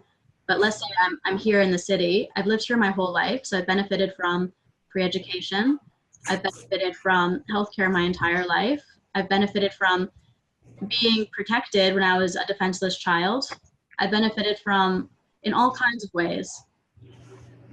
And so, like the state paid for part of my post-secondary education. I've benefited in so many ways from living in the state my whole life. And if I'm gonna remain here and continue to take and to take and to take, like what gives me the right to take and to take and to take and to take and never to give? Like what? Like that is not a right. Here's an answer. So there's two things there. One of them is if you feel that you're grateful for what has been given to you, you want to contribute, I think that's totally fine. Obviously, nobody would get in the way with that. No reasonable person would get in the way with that. The second thing is, you don't have the right. Well, the answer to the question, like what, you don't have the right to force somebody to pay for it. Primarily because there's no okay, there's two scenarios. One in which you migrate into a nation, and I think that's very different than being born in the nation, because you don't choose to be born in the nation, but you choose to migrate, even if you're choosing under coercion. And there's complexity there that we can discuss. But like if you were born in the nation, that's the problem. Like it's like there's no social contract actually signed. Even if you say that a birth certificate is the contract, is like it's a baby. It has no judgment capacity to make that, to sign that contract, in any kind of like reasonably binding way in any other scenario, right? But if, for example, the infrastructure came with like a string attached that said, we will build this infrastructure and it should benefit only people that contribute to its rejuvenation over time, that's different, right? If the specific infrastructure became with that contract, that's a different thing, right? And so that's again, because we're using the word contract, and it all kind of like comes back to this question of where does the obligation stem from? Well, that's the thing, though. I mean, you could say that maybe the state is betting on me. In a sense, it's betting on me remaining in Canada because it offers me all these things when I'm a child and I don't have the choice to leave early. But you can say now that I'm an adult, I am making the choice to stay here. That is a choice that I am making. Like I actually especially living in a country like Canada, I could go out all walled in and go into the forest and eat nuts and berries and sleep in a lean-to. Like I could do and never pay taxes. Mm-hmm. Like that is actually something I could do, and I would probably not get caught in this country. But importantly, like I take on certain obligations. The state wouldn't actually charge you for that either. If you literally went into the forest and didn't earn any income and didn't have any capital gains and didn't have any property, then like legally you don't have to pay taxes. Wasn't that same state, at least in the United States, I don't know about Canada, but if you try to go out into the woods and forest and fish and hunt and trap game, they will come after you. Like maybe not necessarily, but it's very likely they'll say, where's your permit? Did you pay us money to get to use? And then they'll use the exact same argument that Arielle is using, that no, we maintain the vibrancy of the ecosystem and you're benefiting from that, so you have to pay us money. So you really, on Arielle's logic there, I don't think you could even go into the woods and isolate yourself without having these people come place the obligation, attempt to place the moral obligation onto you that you owe them something. I mean, in Canada, you could. Canada is huge. And you might freeze to death. I mean, here's where go to the ocean, though. I mean, okay, go ahead. Well, here's where the practicality of the enforcement and the practicality of the particular implementations is really important, because, we do have experiential context in which we're kind of thinking about this, but archetypally is one thing, and then pragmatically giving current environments another, right? And so the United States is well known for, like, even if you move to another country, you still got to pay capital gains taxes or a bunch of other different taxes, even if you make that money in other countries, right? And I don't know what happens if you're in international borders. Do you still have to pay some taxes or whatever? If you're working online, trading Bitcoin, do you still have to pay, right? Like the United States is very aggressive in its tax collections. The U.S. and Eritrea are the two countries that require you to pay capital gains. The United States, no matter where you live. Yeah. So I would say to Juan's statement there that ideally we would like to find a solution that meets both our archetypal and fundamental principles, and also meets the pragmatic necessities. So we don't want to sacrifice one to the other if we can at all avoid it. Yeah. So there's one more thing that I want to say to this. So to my knowledge, none of this architecture actually has any contracts attached, right? Like I've never asked me to like sign this terms and agreements of use of this particular public road ever. I mean, at least not in my nation state. Maybe if we moved to Canada, I signed some contract. I don't know, right? But in Colombia, nobody ever asked me to do that, right? And so within the context of those born in the society, you can have this question of, okay, well, they're not attaching a contract to the infrastructure. Therefore, why are they doing it? And the only answer, the archetypal answer would be, well, they're doing it because they want to support let's say the constitutional rights of the country, or because they're, even then, because you're born into it, you don't choose to be born into it, right? So you could say, like, I mean, there's nothing binding, right? So maybe one of the motivations might be like, because they want to further protect your right to life and liberty, right? In which case, the liberty to not contribute to that system would definitely be one of those liberties, right? But I think there would still be guilt, perhaps, like there would still be guilt that, if you appreciate what is given to you, and you just let that tree that gives you fruit kind of wither away without, even though you could feed it water, like there is a guilt there that is sort of like at a conscious level, perhaps at a cultural level, there's definitely a guilt there. But I think the question here is implementation, right? I mean, I don't know if anybody disagrees with that statement, right? Like if you No, agree. I'd actually more just like to add on to it. So you mentioned that that there's no contract, and you mentioned that in addition to that, not only is there no real contractual evidence of positive agreement and all the things, meeting of the minds, full disclosure, positive consent, and all these things which are required to actually make a valid contract. Even more so, you've actually paid into that infrastructure. Like I've paid taxes my whole life. Every time I drive on the road and I buy gasoline to do that, I'm literally paying into those roads. So, right, to then say that, well, now you have to leave because you stopped paying taxes for a period of time. I'm not sure if I can buy that. Even more so to generalize now, to make the point, it's like a subscription. to make the point more archetypally broad. It's literally my ancestors, my parents and my grandparents and my family, and my forebears, which built this infrastructure for my benefit, right? So in many ways, you could say I have the right to use these things. And not only that, much of this infrastructure was built at the point of people being forced to pay, right? If I take your things, if I steal your stuff, and I build something with the stuff that I stole from you, I don't necessarily have the exclusive right anymore to all that wealth that I created.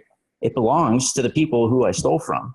So in so many different ways, the notion that that we have to ask for permission to use these resources, to use this infrastructure, the notion that someone else has the right to violate my liberty to use those things or my life by threatening me with, threatening my very life, threatening my very life to give them money. I think that's very easily deconstructed by saying, look, I've already paid into it. My ancestors paid into it on my behalf for my benefit so that I could use it. There's another point about parasitic rich people that I think we could kind of go on to but for now, I think I've said enough to sort of unwrap there. Yeah. So I wanted to just interject that so you're making it sound like, okay, so your ancestors paid all of this into the system and you've paid all of this into the system. And so you should basically get a lifetime subscription to the. I didn't say that. And what I'd like to point out is that your use of all of the infrastructure and services imposes a cost. Every time you drive on a road, you are slightly damaging that road. Every time you're taking up, you're taking up space that somebody has to go around. Like just by using that service, you are imposing a minuscule cost. No doubt. And that somebody has to pay. So that's where you went wrong. Nobody has to pay. They don't have to pay it. That's the whole point, is that you don't have Somebody to pay it. has to pay. That if if nobody paid it, it would continue to degrade, and then it would become unusable, and people would decide if they wanted to fund the repair and rejuvenation, or if they wanted to let it decay. Exactly. Right? In that sense, Arielle is right that it's almost like contributing to its destruction, right? It's very slowly, very passively, but it is adding to the entropy in a sense. And this is what the Bitcoin Cash people don't get, is that every time they send a Bitcoin transaction, they are taking up valuable space in that block. And they're taking up valuable space on everybody's computers that runs a full node. And they think, we should just have this service for free, which makes no sense because they are imposing a cost on other people, which is parasitic, as Arielle was saying. And it creates an economic problem too. It's the public goods problem. Like if you have it where it's voluntary to pay for the road, let's say, then suddenly it disincentivizes everybody from paying for the road. Because if, let's say, like, we're all using the road, no matter what, if you have like, and the road's not the best example because you can have toll booths and stuff, but there's a lot of things where you can't control who uses something or not. If we're all, like, as soon as you have it, let's say the road is open to everyone, but it's voluntary to pay in or not. Now, economically, with game theory, whoever pays into the road is a sucker because they're paying for like suddenly way more for the road. Exactly. People who don't pay get to use it for free. So the people using it for free are just counting on there's just going to be a few suckers somewhere who agree to pay for it. If we went to game theory and rational self-interest.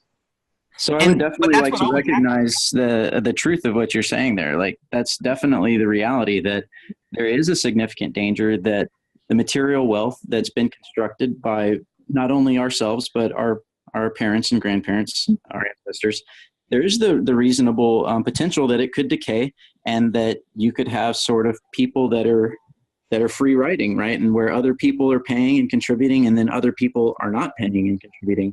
I actually think that's a problem that exists right now. The fundamental difference that I think is important to draw here is that while I do consider that to be a problem, I don't consider the solution to be forcing people, to be violating people's life and liberty, to force them to pay for something that you personally think ought to be kept up. Right? There is a solution there. I'm not exactly sure what it is, but I know what it isn't. It isn't violating, right? We can't violate our fundamental prima facie, our first principle, which is the recognition of your life and your liberty, and the allowance for you to build material wealth and construct the things that you wish to construct. Pointing a gun at people and forcing them to pay for your version of defense, your version of roads, your vision of schools and hospitals, that's not defensible. I have a question for you. Would you be okay with a system where everybody who pays all of their taxes every year gets a toll tag, like an easy tag or something like that they can put in their car that allows them to use all of the roads for free? And anybody who is an illegal immigrant or, has no legal standing with the U.S. or hasn't paid their taxes doesn't get that little marker and has to pay a toll every time they use the service. Would that be all right with you?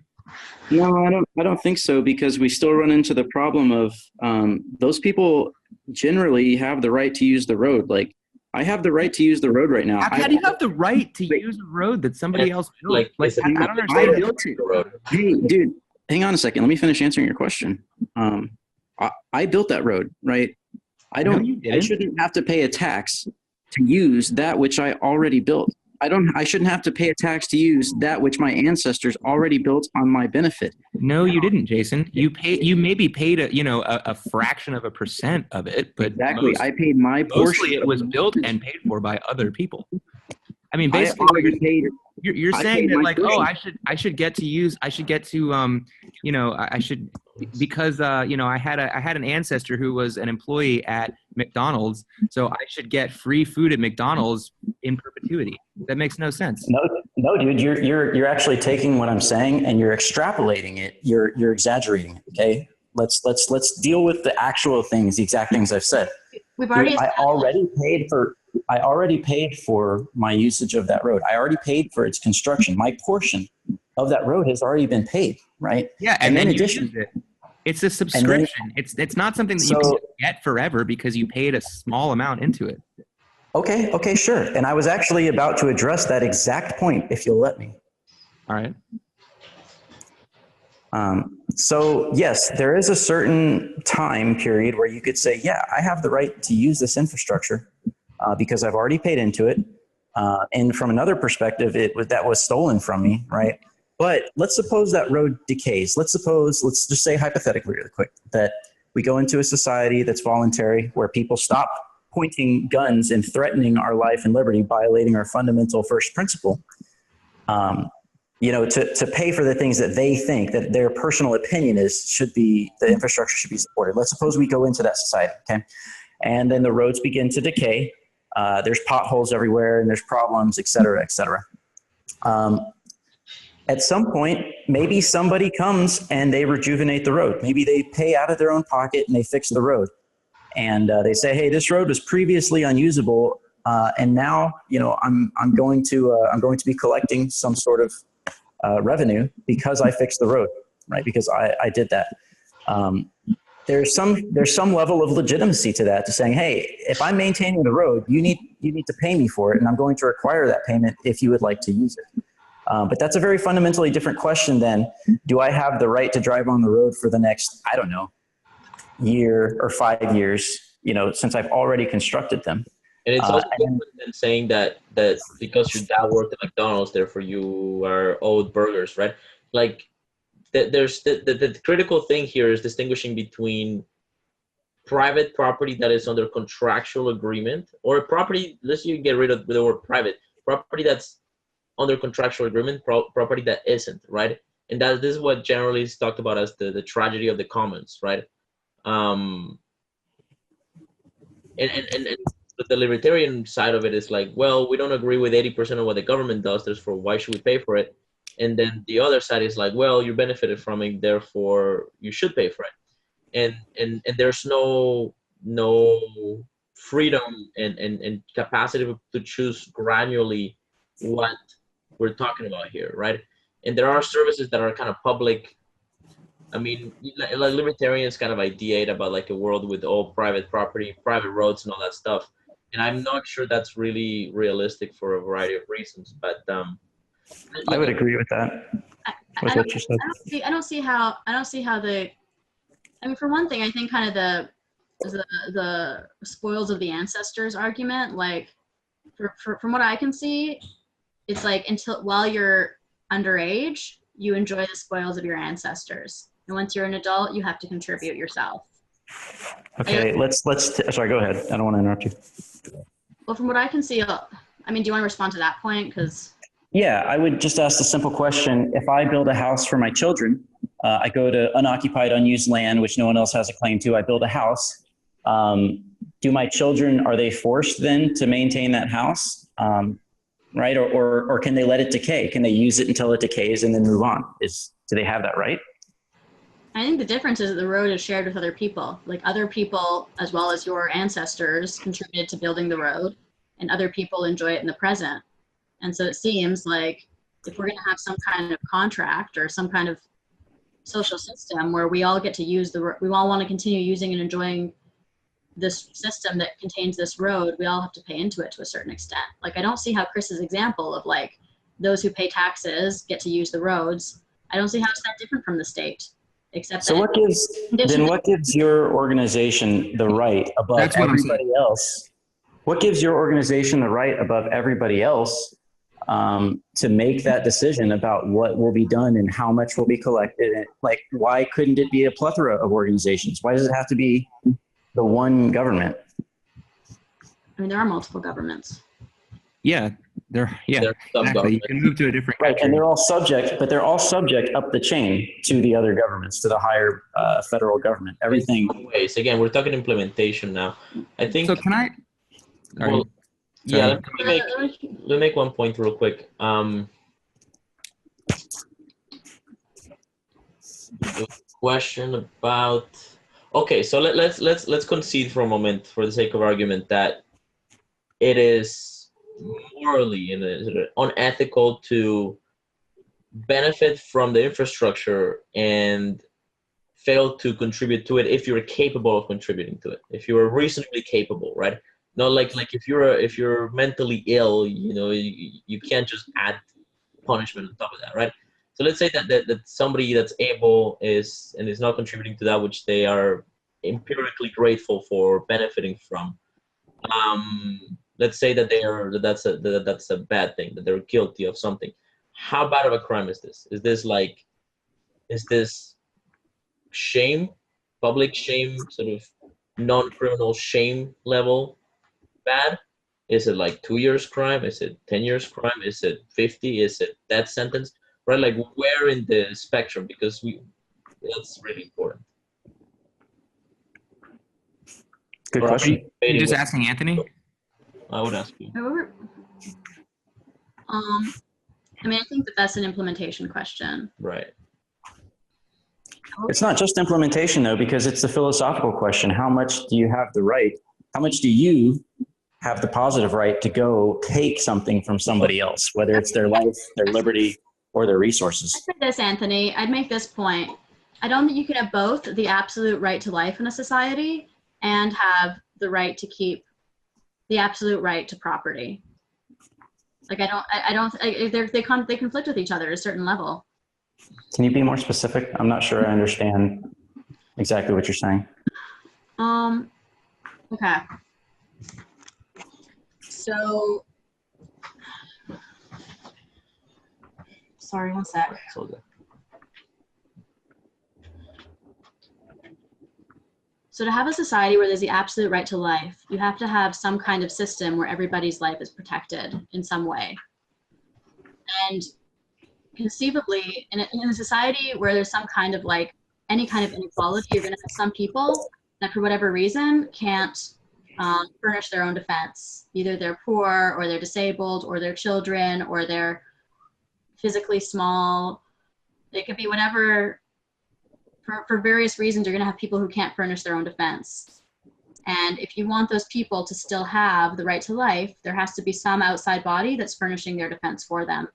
And for that outside body to exist, that needs to be paid for in some way. And for it to be paid for in some way, there has to be some kind of system of taxation. Okay. So go ahead. Absolute right to property and the absolute right to life do conflict.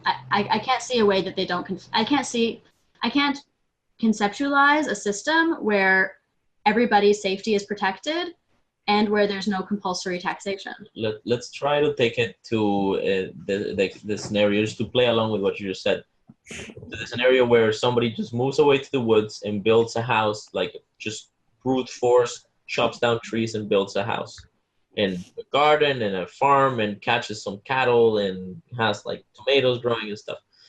And that's their property by homesteading rights, like its own claim land, that's their property. Would that, I mean, maybe if the government recognizes it. well, let's assume there's no, okay, so I don't know about government recognition, but individuals, again, because the government, like, but let's say that there's individuals out there that don't like the person, right? Or don't think that, whatever, have some, for some reason they want to go do damage to them, right?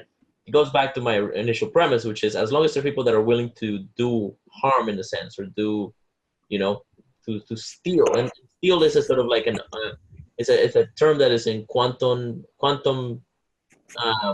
chaos until it's, you know, discussed deeply in something, you know, in the spirit of a court of law, let's say, right?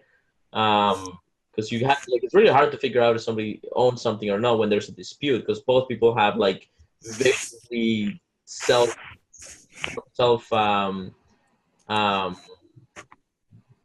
benefiting arguments, let's say, right? And so, okay, but as long as there's that potential that, and people are, you know, in general willing to do it, then you have to build it to some degree of fence. You have to do something about the security, otherwise the potential is going to materialize, right? And I mean, now you have to build a wall around it, and then you end up building a castle with a moat, and there's like, you know, crocodiles in it, right? And so you are incurring the cost of security in your private property in order to protect from that negative potential outside of you, externality, which you're judging, right? That's the other thing. It's like there's a bunch of epistemological sort of like things that can be discussed, right? Because the negative potential is that, okay, this is going to help. So the negative potential, the negative side of the argument of like taxation is that our ancestors built infrastructure with the good intent to fulfill and benefit the future society generations, and then they die, and then some competent asshole rises to power, right? Or to control of that infrastructure, and maybe the conditions in which that infrastructure was developed change, right? And suddenly the infrastructure is not only maladaptive, but it's controlled by somebody that's in bad intent, let's say, right? Which there are certainly recent examples that we can think of, right? And so none of that infrastructure can be weaponized against people, right? And so there's conditions where I think is arguable that you can say, well, no, it's actually immoral to feed this monster, right? This creature, this infrastructure.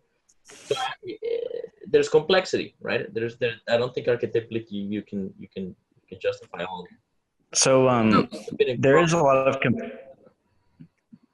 so yeah, you're right. There's definitely a lot of complexity, which is why, you know, at this moment, I'd kind of like to go back to some of our first premises and review a few things. I'm not going to make any exact arguments just yet, but I just want to put everything in context of the first kind of things that we agreed on. And our number one premise, right, was the recognition in each other of the non-violation, right? The inherent rights of each other and the non-violation of those rights. And then, and I think the case that I'm hearing being made is that in order to protect that first fundamental, or wait, I'm sorry, one last thing. We also recognize that as soon as someone acts contrary to that, as soon as someone comes against your life or your liberty, we recognize that person now not to be part of our in group, and they're in fact just a predator, right? So we have to, everything we go has to unless we all agree and, that. Yeah, I'm getting there, Chris. Chris, I'm getting there. Right, but so, right, we all agree if someone outs themselves by their actions, right, then obviously they're not part of our in group, and we have to keep this in mind.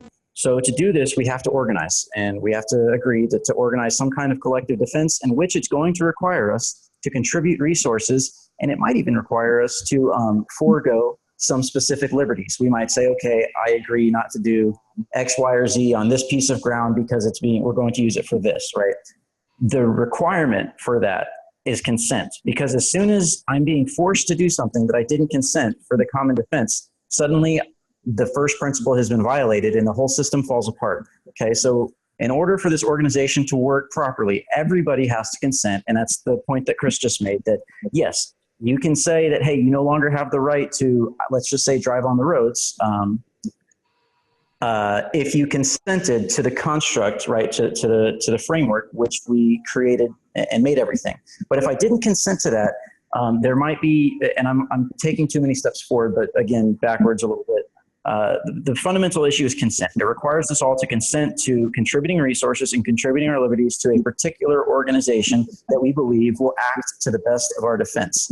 One of the big problems that we're dealing with right now, we exist in a situation where there's roads and infrastructure and structures set up, et cetera, and a lot of those structures were built on the violation of the first premise, right? When everyone was suddenly placed into this social contract, when everyone was suddenly given social security cards and all this other stuff, there was no full disclosure to what people were doing, right? They captured all these people into this structure without actually telling them what they were getting into. So there wasn't, and there's no real evidence that can be produced that can legitimately make the claim of an actual contract that exists. Right. So now we have the problem of how do we deal with that? We're actually still dealing with that. The structure itself is still not voluntary. We're constantly violating the number one premise, which is the non-violation of each other's rights. And for anyone to be able to claim a positive right, they need to be able, a positive right over another person. You have to give me this. You have to do this. You are obligated to do these things. At the point that I have the right to force you to do it, right? You have to produce evidence, a very high level of evidence, right? It's a different question than the non-violation of someone's rights, the non-violence against someone's life and liberty. If you're going to violate someone's life and liberty, you have to have the evidence of the positive right to do so. And the only way to do that is with consent to the existing system, to the existing structure as it is. So, I mean, I think the argument, Anthony, this whole time has been that the argument I make is that there's tacit consent in deciding to live in a certain country, to use the roads, to participate in the business environment of that country. And if you're doing all those things, then obligations come with that, like obligations to pay into the common defense and welfare. I would very much disagree with the notion of passive consent. I would call it coerced compliance, right? I would call it coerced compliance. I'd like to draw an analogy which I think might be helpful. I want to hear Please don't cryptocurrency analogy. So it's not a crypto analogy, but it could be. So this actually reminds me a lot of the anger directed towards large social media companies like Facebook. There's a small number of people who are running Facebook, and there's a slightly larger number of people who are contributing to Facebook. Facebook's like infrastructure, let's say, maybe the software developers and other people who work for Facebook. And then there's a bigger, umbrella under that of people who produce content and post it on Facebook. And then there's everybody else. Okay. And the everybody else cohort is like mostly everyone. And you often hear people complaining like, oh, hey, you know, we're users of the system, and the system is, you know, is not doing what we wanted. It's not following the social contract. You know, it's violating our privacy. It's selling our data to people. It's giving us all these ads. Like, what's up with that? And when I hear people complain about taxes, it reminds me of that. It reminds me of there's all these people who are benefiting from the system being there, and they're literally not doing anything to contribute to the system, but they're still complaining about how the system is not serving them. And it's like, well, you know, obviously there needs to be a cost involved. There needs to be a cost that's incurred by using the service. Otherwise, the service will collapse, because there's no way that it can provide a free service to infinitely many people. No system can scale infinitely. So that's all I'm saying. Basically, I think the government works the same. And if you look at, and actually, here's another thing that I think will really clarify things is this public-private divide. Like there's some organizations which are public and some organizations which are private. And I think that kind of just makes everything more confusing. Like just look at, Facebook is a private company, right? But it provides a service for free, but it imposes costs on you for doing that, kind of hidden costs for doing that. And I think that governments are the same. I think that governments are basically private organizations which are run by this hierarchy of whoever. But mostly the people who control it. Oh, I forgot to mention the other layer. The other layer is the investors, okay? There's all these investors in Facebook, probably most of whom are on their board of directors. I guess probably, I think Zuckerberg actually owns like most of it. But people always complain about how the investors get to dictate the policy of the company. And I think this is perfectly fair. I think it's perfectly okay for the investors to be able to dictate the policy of the company, because they're the ones who gain or lose by whatever the company does. The users don't really gain or lose much. They just pick it. They just choose to use the system. If they don't like it, they go somewhere else. But the people who are invested in the system, it makes sense that they're the ones who get to run it. And so I think governments are the same way. Governments are private security organizations, which have investors who are basically these large corporations. So then does Facebook have the right to compel me to use their service against my will? Of course not. So then does the government have the right to compel me to pay or use their service against my will? Of course not. And again, you are perfectly free to use none of the services that the government provides. Again, we talked about this. You can go into the woods, or you can go out on a boat, and you can that's where that argument falls apart, because I've already paid. So there's a difference between services and then use of infrastructure, right? I've already paid for the infrastructure. Yeah, but you don't get to decide the fee structure. You don't get to decide, like on Facebook, you don't get to decide whether or not Facebook kicks you off. Facebook could kick you off and not let you back onto the service again. Okay, but what the government allegedly, by their own rules, by their own what they say is that the public owns all of it, the people own all of it, and they're just the caretakers of the infrastructure. They don't claim that, like, at least in word, they don't claim ownership of the roads. They're right. Public, but here's the thing: public ownership is an illusion. Okay, and if you just get public ownership out of your head, everything makes way more sense. No, this private organization you're talking about, the government, okay? What you're saying is private. The government's basically a private organization. They don't claim to own the roads, right? Right, so but they do. They do. In effect, they do. They don't say it, because if they said we own the roads and you guys are just renting it from us, then everybody would be really mad. Okay. Yeah, exactly. So they're not claiming ownership. By what right do you have over your eyes? What right do you have? Okay, if the government doesn't claim ownership of it, what right do you have to restrict my usage of the road? Just like Facebook doesn't claim ownership of your data, but they do. Yes, they do. They're de facto owners of your data. That's wrong, Chris. Facebook absolutely claims ownership of your data. There's no question about that. No, in their terms of service, they're like, oh, we promise not to sell your data to anybody. You are sovereign. You own all of your data. But what do? They don't say that, dude. No, they're corporate statements. No, that's not true. And listen, by the way, it doesn't matter, because if that's the case, if that's the argument you're making, then you're basically saying the government is a liar. You're saying the government is like Facebook, okay? It's a giant corporation. that You cares just about said that it, the government. You cares said about that the its government investors, actually and owns it the does not roads. care about you. Chris, you just said that the government actually owns the roads, but they say that they don't. Right? That makes them liars. Right? Yes. Doesn't that All become? large corporations are liars. They have this There's a- illusion that attracts You users. haven't answered my original question though, because I didn't even get to ask it. If the government doesn't claim to own the roads, right, and if they don't own the roads, then what right do you have to tell me to leave and to tell me I can't use them? Particularly if I've paid to construct them already and I paid my portion to construct them already. What right do you have to tell me I can't use that which I paid for? I really don't think you've paid for it. It's like I said, with Facebook can decide to ban you at any time. And actually, Alex Jones, this is a perfect segue into Alex Jones. We're not talking about Facebook, dude. We're talking about the roads. Your analogy is not really holding up anymore. I understand why you made it. My analogy. It's reasonable for Tell a me couple how like my analogy this. doesn't hold up. The roads are not. It's reasonable in a limited context, but the simple fact is, I have paid a lot of money into the roads. I paid a lot of money. Yes, and you can say that to Facebook. You can say, "Oh, I promoted a post." Alex Jones probably paid Facebook tons of money. Okay, but I never used but Facebook. he got kicked off.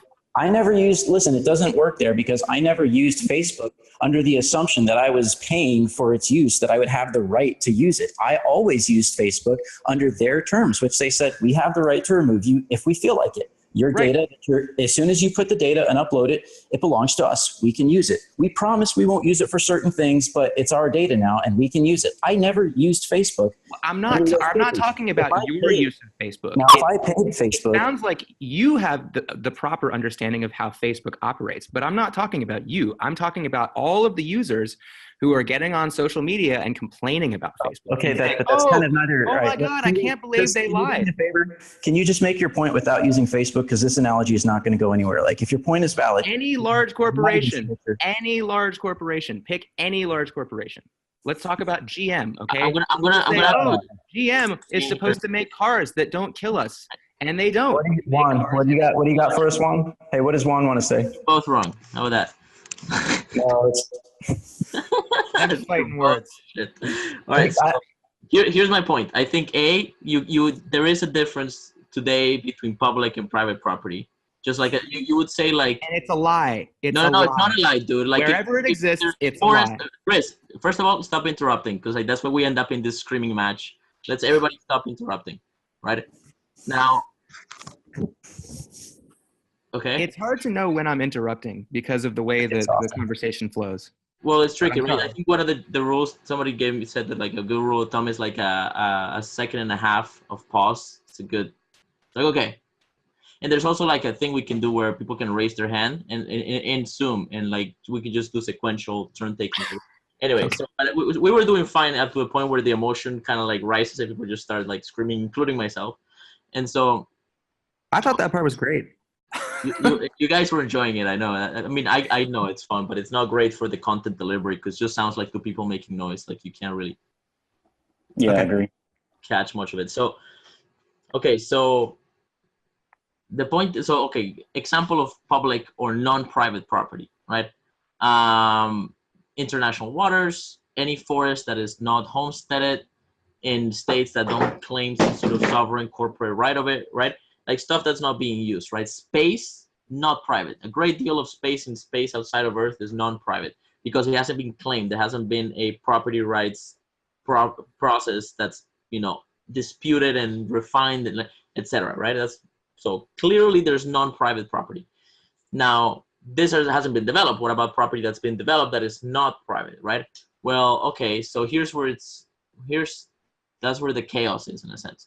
Now, it gets tricky. I think one of the things that makes property and public and private property distinct, I think, today in society is that with the example, for example, of the debt, like tax debt, right, is that if you form a contractual agreement with a private company and there's a dispute about that contractual agreement, you would go to something called a court. And a court is a group of people, some of which are specialists in the art of conflict resolution in theory, in the spirit of the court. I understand the implementation.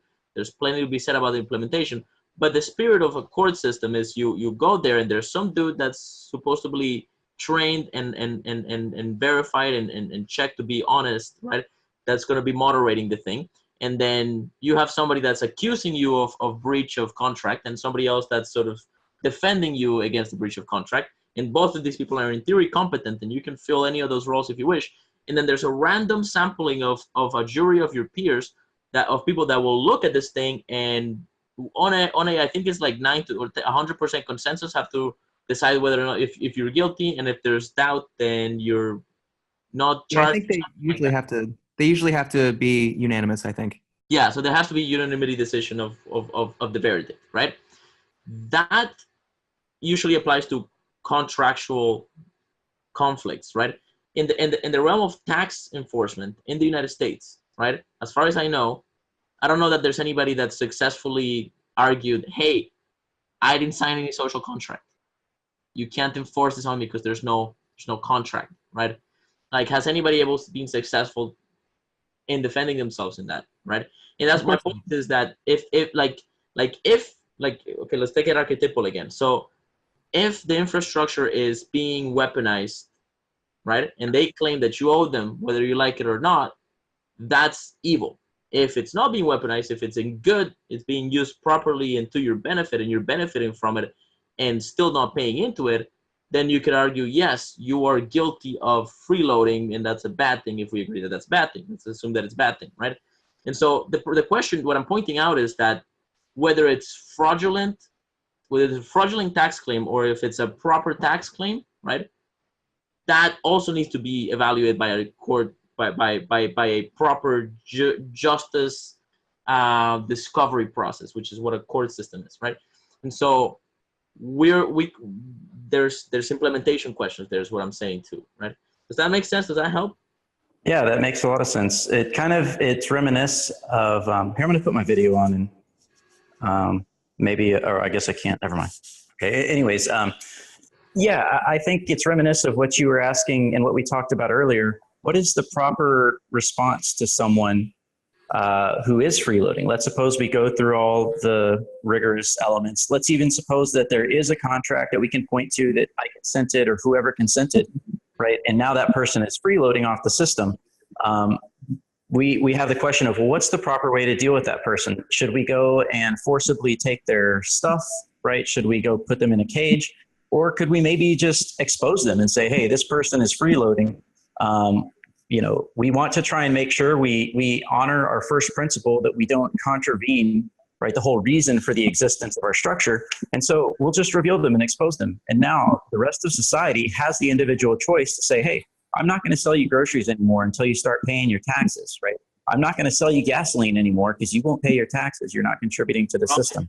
I think that's a decent middle ground that we can. What was that one? What'd you say? Go ahead, Arielle. No, finish your point, Anthony, then I'll talk. I mean, wouldn't that involve exposing everyone's financial information to everyone else, though? I mean, Yeah, the implementation of that is like Isn't that already the case? persistent global reputation among 300 million people. Like, that would be Google Glass, surveillance, great shit. Like, Maybe there's some kind of public ledger system that could help us to implement such an idea. no, but They have it's anonymous. If you make it public, they have and that in China. It's the Chinese social credit system that they have. Basically, like some combination of your citizenship, social media, economic credit score. being a good citizen, or hey, maybe it'll work really well, though. I mean, I think they're about to start it, or they already have. they already have. Yeah. It kind of sounds like what what Anthony is talking about. I don't know why I keep calling you Jason. Sorry. Probably because Facebook, my first name is Jason. Yeah. Jason Anthony. Yeah, I'm thinking about your Facebook name. But anyway, it sounds like a lot of like what the system that you talked about, Anthony, is like, let's just get everybody to have like a public reputation. It's not a system. It's actually just an idea of something I'm still at archetypes, man. I want to make sure we maintain our first principles and are consistent. I don't want to construct a system which is inherently violent and contrary to our our prima facie goal, which is the preservation of each other's liberty. I'd like to make like a closing statement on this topic, and we can move on. Is there anything? What was it that Anthony said? I guess. In general, we don't necessarily have to go closing statements, but let's think about concluding our thoughts and wrapping it up in the next 20 minutes, and then we'll save Alex Jones for later. So I guess I just want to sort of cover the two fundamental things. So I brought up one, and then Juan, you brought up the next. And I think that we've explored a lot of the complexity. So the first one, I've said it enough, right? The first premise that we agree together to be an in crowd, that we defend each other's liberty and rights. And then Juan, you had the proposition that in order to do that, we construct systems which are both social, or our ancestors have constructed both social systems and also infrastructure systems. And so now at this point, we are faced with the decision of what to do and how to maintain our first premise, right? Not violating each other's rights, but also to enjoy, refine, improve, and maintain the systems which we have. I think that we can all agree that it requires an input, right? It requires monetary input, labor input. And the question is, how do we do that? How do we do that without having the problem of too many parasites? The simple fact is the system as it exists now is already parasitical. There are already freeloading parasites. And also the people which claim to be doing the maintenance of the system have themselves been massive violators of that number one first premise by violating so many people's rights.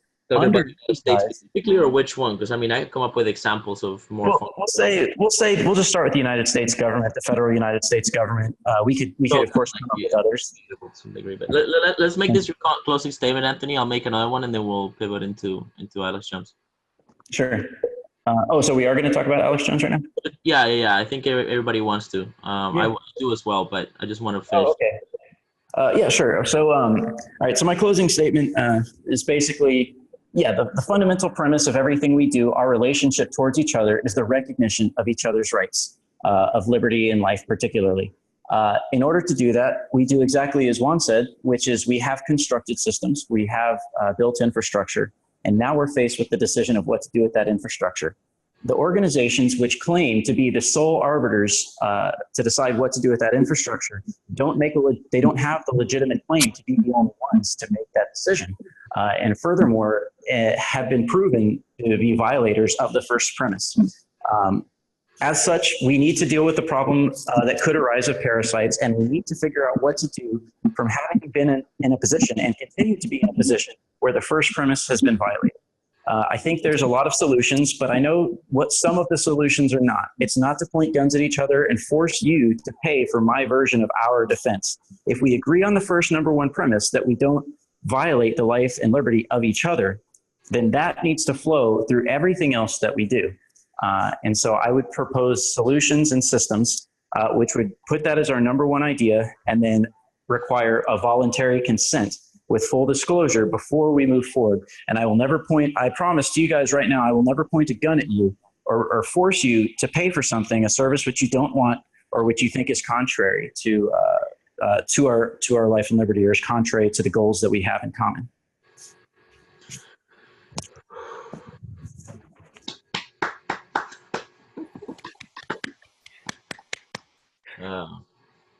Okay. Yeah, I mean that's a very good closing statement. What I would say, my closing statement would be, I think there's something built into the cosmos in a sense here, and it's that doesn't matter how we structure the systems, the generation that's born into them fundamentally has the choice to try to avoid it. Even if we build enforcement systems like taxation enforcement systems, they're going to have the choice to fight that. And so to me, the problem is, at the end of the day, not an enforcement problem, but it's a cultural problem. And it's a question of, if people value it, it follows that they will want to contribute to it if they are good people, right? And so that's I think that people will, to some degree, it's going to be in their conscience if they have a conscience. What do you do with sociopaths? That's a question for another time, right? And that's an enforcement question. But maybe it isn't, and you just have to deal with the fact that there's a portion of people that just don't give a fuck, right? And what do? Well, you build systems that are tolerant to a certain degree of freeloaders just munching on it, right? I can't get myself to the point of enforcement. I think that there's certainly, if people appreciate the resource, there is somewhat of a, for empathetic conscientious people, there is somewhat of a, okay, well, that's nice of you, but that doesn't incur a criminal, that doesn't incur a contractual agreement or criminal debt or something like that. So it's tricky. And the other thing is that there's a great threat and risk in building enforcement systems for taxation, because again, that infrastructure can be taken over by later generations and weaponized and politicized, like we've seen with the IRS, that it has been politicized. You know, Obama is famously known for having used the IRS against political opponents in very shady ways, and he's certainly not the first, right? And so from a security perspective, it's actually like a legitimate problem. And I know that there's a lot of kumbaya sort of feelings that are like, oh, that's you know, you're not so supporting the system, right? But it's tricky, right?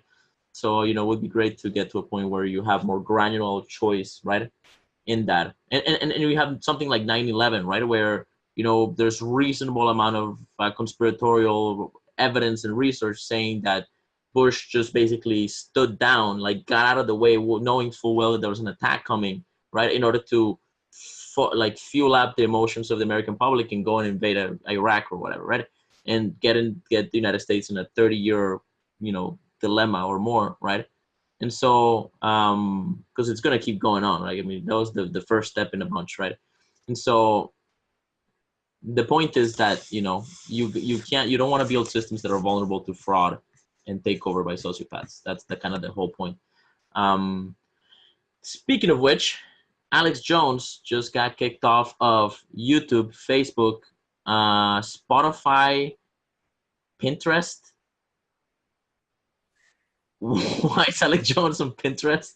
I remember seeing Pinterest, and I was like, that's good. Okay, I guess. I think it was Facebook, Amazon, Google, Spotify. If only there was a convenient acronym that we could use for those: Facebook, Amazon, Google, and Spotify.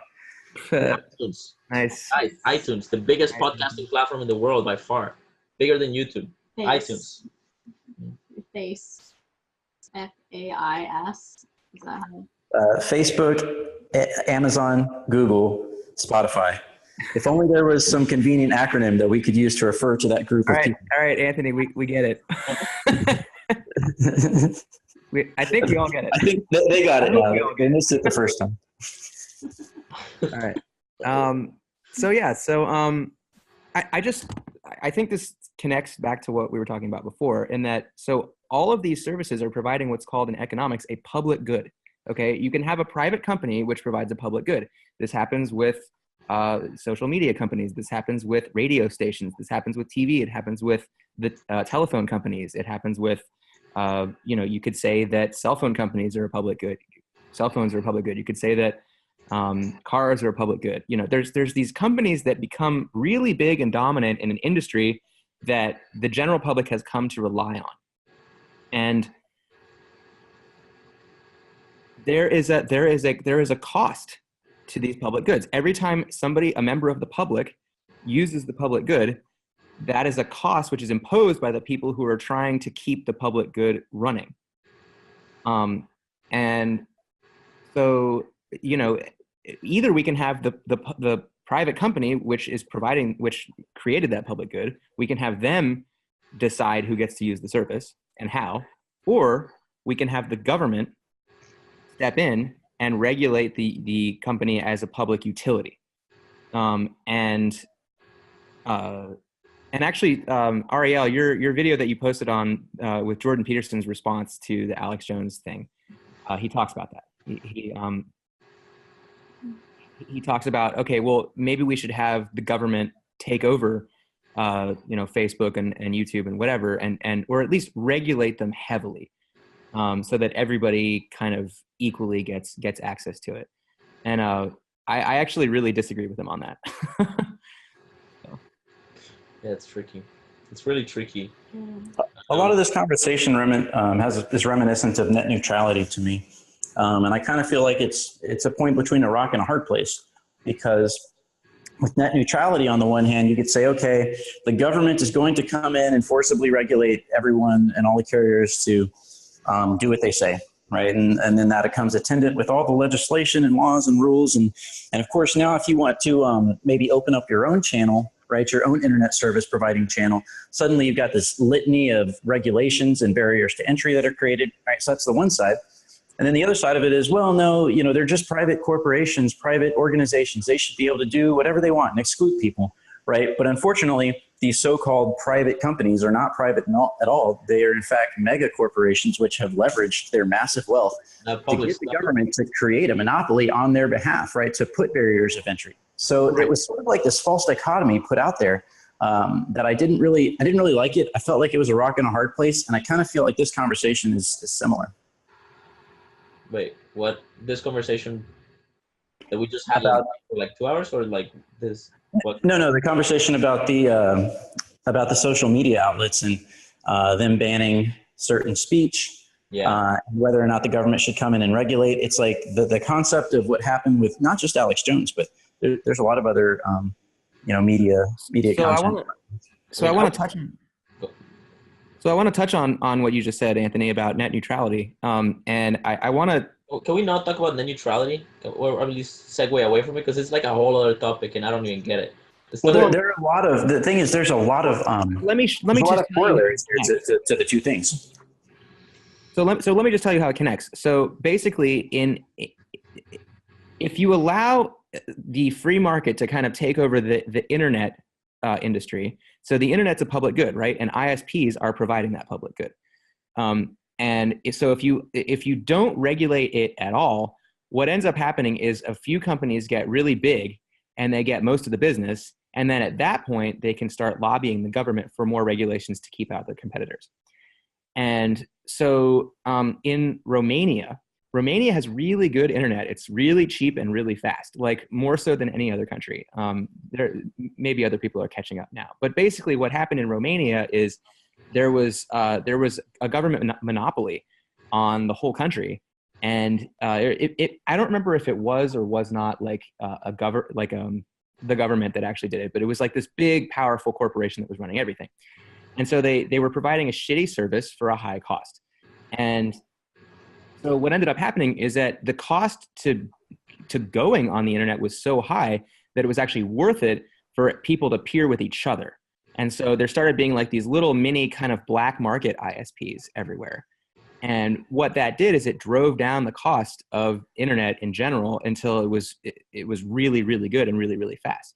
And so what you see with attempts to regulate a public good is in the short term, it might make it really fair for everybody to use, but in the long term, it just stagnates the technology and makes it terrible. And so, like basically both situations in the long term end up something gives and things return to normal. So basically, when you have the government step in and cement a monopoly, that tends to make that company last longer, but the actual user experience will degrade. Whereas if the government lets companies kind of duke it out in the private sphere without stepping in, then that in my opinion, that's a lot better usually. Even though in the short term it could be worse because one company is controlling everything. In the medium term, people will realize that company is abusing its power, and they'll start using any other service, even if the other service is not very good.